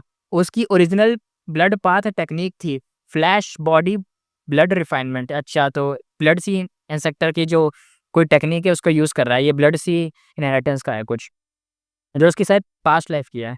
मटेरियल धीरे धीरे ब्लड में एकदम मेल्ट हो रहा था, फिर सर्कुलेशन के थ्रू टर्टल शेल में जा रहा था। अब सीन यहाँ से कट होता है, ट्रू यांग माउंटेन पीक पर वापस चलते हैं। यू मुचेन ने एक फिंगर पॉइंट करा और 5 से 6 टॉर्नेडोस इकट्ठा होकर एक जाइंट टॉर्नेडो बन गए। उसने एक छोटी सी पर लाइक इमॉर्टल मटेरियल टॉर्नेडो में फ्लिक करी, एक शार्प साउंड आई, टॉर्नेडो स्लो हुआ जैसे ओवरहीट कर लिया हो, पर धीरे धीरे से स्पीड फास्ट होने लगी। 15 मिनट बाद पूरी की पूरी पर्ल को एब्जॉर्ब कर लिया गया। टॉर्नेडो अब ब्लैक एंड व्हाइट ग्लो कर रहा था। बेन ड्यूई शाउट होते हुए कहता है, ये तो earthly limit astral qi pearl है। यो मुचोन एकदम प्रेजिंग करते हुए कहता है, करेक्ट, स्मॉल टॉर्नेडो फेल हो जाता है, सिर्फ बड़ा टॉर्नेडो ही हैंडल कर सकते हैं। बेन ड्यूई अंदर से हिला हुआ था, क्योंकि ये पर्ल नॉर्मल एस्ट्रल क्यूआई से 100 गुना ज़्यादा कंडेंस एक तरीके से कंडेंस होता है। इवन गू इमोटस को इसे मेल्ट करने में मंथ्स या ईयर्स लग जाते हैं, पर मास्टर यू मुचेन ने इतना क्विकली प्रोसेस किया। बेन ड्यूई एकदम ट्रेम्बलिंग होते हुए कहता है, डोंट टेल मी मास्टर, ये legendary wind grind killer move है। ये वही मूव है जो फेंगयुआन ने अभी लास्ट में बताया था, वाइंड ग्राइंड मूव। यू मुचेन कहता है, हाँ वाइंड ग्राइंड था। बेंड वो ही जो बेंड हुई थी उसकी आंखें एकदम चमक गई। ये मूव इमॉर्टल मटेरियल के लिए बेस्ट मेथड है, चाहे वो इमॉर्टल ना हो, बट उसके दिल में एक नई उम्मीद जाग गई। नेक्स्ट रिफाइनमेंट कंटिन्यू होता है। यू मुचेन ने टोर्नेडो में इमॉर्टल एसेंस स्टोन थ्रो करना स्टार्ट करा। स्टोन्स तुरंत ही पाउडर बन गए और वाइंड ब्लेड से ग्राइंड होके एकदम लाइट छोड़ने लगे। हेवन अर्थ रेसोनेट करने लगे, स्काई में ब्लैक क्लाउड्स एक तरीके से क्लाउड्स आ गए और ठंडर गूंज रहा था। बेंड हुई एकदम से डर गया, ये क्या हो रहा है, ये ठंडर क्यों गूंजने लगे। उसने देखा कि माउंटेन के माउंट के आसपास लाइट फ्लोट कर रहा है, ये क्यों हो रहा था। अब सीन वापस से शिफ्ट होता है, स्टार फ्रॉम ब्लेसलैंड का सीज। पॉइजनस फॉग एकदम फैल गया था, 3 लेयर ऑफ बू फॉर्मेशन एकदम खत्म हो चुके थे, जमीन पॉइजनस स्नैप बन चुकी थी। अब सॉरी गलत बोल दिया मैंने, ये तो वापस से वही लाइन पढ़ दी थी, सॉरी। हम वापस आते हैं वहीं पे जो टॉर्नेडो बनाया था उसने, फिर वहाँ पे लाइट चमकने लग गई थी और अपना यूमुचन के ही सीन दिखाया जा रहा था। यूमुचन का ही सीन दिखाया जाता है, वहीं का सीन होता है। ये लाइट के दाव मार्क्स थे, कुछ रेड फायर पाथ के दाव मार्क्स थे, कुछ ब्लू वाटर पाथ के थे, कुछ दोनों मतलब दोनों में थे, वो काफ़ी फ्रेगमेंटेड लग रहे थे। अर्थ और वुड पाथ वाले भी थोड़े बेटर कंडीशन में थे, लेकिन सबसे ज़्यादा नोटिसेबल यहाँ पे पता है क्या थे? सिल्वर लाइट वाले और रूल पाथ के जो दाव मार्क्स थे, ये दाव मार्क्स काफ़ी ज़्यादा थे। बट रैंडम जगह एकदम भाई कुछ एकदम फटे जा रही थी, नीचे जा रही थी। बैंड वो एकदम को रियलाइज़ हुआ कि यूमो चेन्नई जहाँ गो रिफाइन करना चूज़ किया था, वही सबसे ज़्यादा रूल पाथ के दाव मार्क्स वाली जगह थी। बेंडुई कहता है ये माउंट नॉर्मल लग रहा है बट एक्चुअली कुछ ज़्यादा ही स्पेशल है। मास्टर यू ने यही क्यों चूज़ किया था अब समझ आया। उसके माइंड में काफ़ी क्वेश्चंस उठने लगे थे। माउंटेन का शेकिंग स्ट्रॉन्ग होता जा रहा था, स्काई में क्लाउड से डार्क होते जा रहे थे, स्टॉर्म आने वाला था, एक बड़ा क्लैमिटी आने वाला था, टॉर्नेडो भी एकदम श्रिंक हो रहे थे। यूमू चेन ने स्काई की तरफ देखा और जोर से हंसा और कॉन्फिडेंस में बोलता है कम। एक फिंगर स्काई की तरफ डाला और दूसरा ग्राउंड पे पॉइंट करा। स्काई में लाइटनिंग इकट्ठा हो गया, एक ह्यूज ड्रैगन जैसा लाइटनिंग पाइथन बन गया। ये था slumbering lightning Python, refinement path का एक किलर मूव। ग्राउंड पे भी टॉर्नेडो से इकट्ठा होने लगे, वाइंड पिलर बन गया जो स्काई और ग्राउंड को कनेक्ट कर रहा था। लाइटनिंग पाइथन धीरे धीरे नीचे उतर गया, वाइंड पिलर के आसपास कॉइल होने लगा। सीन इतना ब्यूटीफुल था, इतना इंटेंस था कि सोल तक हिल जाए।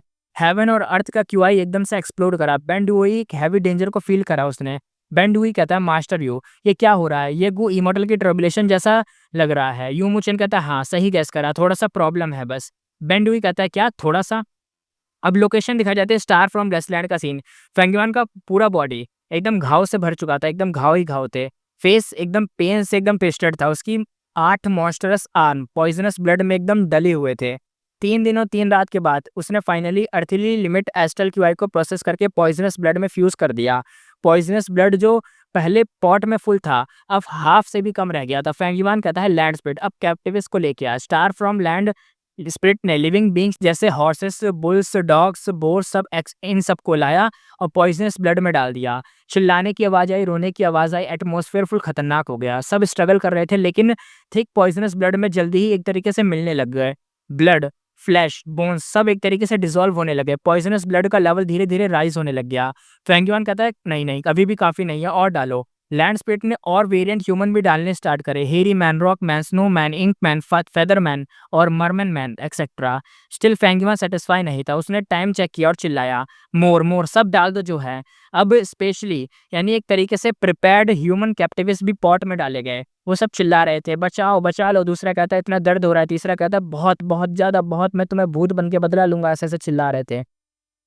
फेंगुआन एकदम साइलेंट था, सिर्फ रिफाइनमेंट पे फोकस था। एक ओल्ड गू मास्टर उसके पास गिरा, स्ट्रगल कर रहा था। फेंगुआन ने उसे किक मार के पॉइजनस ब्लड में गिरा दिया। ओल्ड मैन सिर्फ कुछ सेकंड के अंदर स्ट्रगल कर पाया, फिर उसका हाथ ब्लड में एकदम सरफेस पे बचा और फिर एकदम वीक रेसिस्टेंस के साथ पूरा का पूरा एकदम फेट के अगेंस्ट एकदम मारा गया। फेंगुआन जोर से हंसा, पॉइजनस ब्लड फिर से रिम तक आ गया। अब उसने इमोर्टल एसेंस टोल डालने स्टार्ट करे, 100 200 बिना रुके डालता गया। ऊपर से एटमॉस्फेयर फुल एक तरीके से खतरनाक हो गया। पॉइजनस फॉग भी पूरा इंटेंस हो गया था। 7 दिन बाद पॉइजनस ब्लड ऑलमोस्ट ड्राई हो गया, सिर्फ थोड़ा सा पडल बचा हुआ था जो एंकल तक भी नहीं था। फेंगुआ ने झुक के एक गू पिक करा, चेंज फ्रॉम इमोर्टल गू कंप्लीट बन गया भाई, एक इमोर्टल गू रेडी हो गया। अब सीन दिखाया जाता है location central continent Truyang mountain range. Ben Duoyi जमीन पर बैठा हुआ था, बोलता है बेंडुई फाइनली ट्रिबुलेशन ओवर हुआ, पूरी माउंटेन रेंज बैटलफील्ड से डिस्ट्रॉय हो गई थी। टॉर्नेडो वाइंड पिलर और लाइटनिंग पाइथन दोनों गायब हो चुके थे। रेंज जोर जोर से हो रही थी। बेंडुई पूरा भीग गया था। यूमुचुन ने इमोर्टल को कलेक्ट किया और एक रिफाइनमेंट पाथ गूवम उसके तरफ थ्रो करा। यूमुचुन कहता है ये मेरी रिफाइनमेंट पाथ इनहेरिटेंस है, तुझे दे रहा हूँ। नेचर बेस्ड गू रिफाइनमेंट सीख सकता है बट गू इमोर्टल बनना मतलब गू इमोर्टल बने बिना तो उसे यूज ही नहीं कर सकता, क्योंकि ये एक हेवनली ट्रिबुलेशन और अर्थ कैलेमिटीज को अट्रैक्ट करता है। ये बोल के यूमुचिन हवा में उड़ गया। बेंडुई की बॉडी शेक हुई, वो झुक गया, आईज एकदम लाइट में चमक रही थी। बेंडुई कहता है मास्टर डोंट वरी, मैं इस इनहेरिटेंस को वेस्ट नहीं होने दूंगा। यानी इस बंदे को पहले इमोर्टल बनना पड़ेगा, फिर जाके इस इनहेरिटेंस को ये इनहेरिट कर सकता है। अब फेंगुआन ने तो भाई अपना को रिफाइन कर लिया, इस बंदे ने भी रिफाइन कर लिया है। अब हम आगे देखेंगे, लेकिन इसी के साथ एपिसोड करते हैं खत्म, फिर मिलेंगे नेक्स्ट एपिसोड में।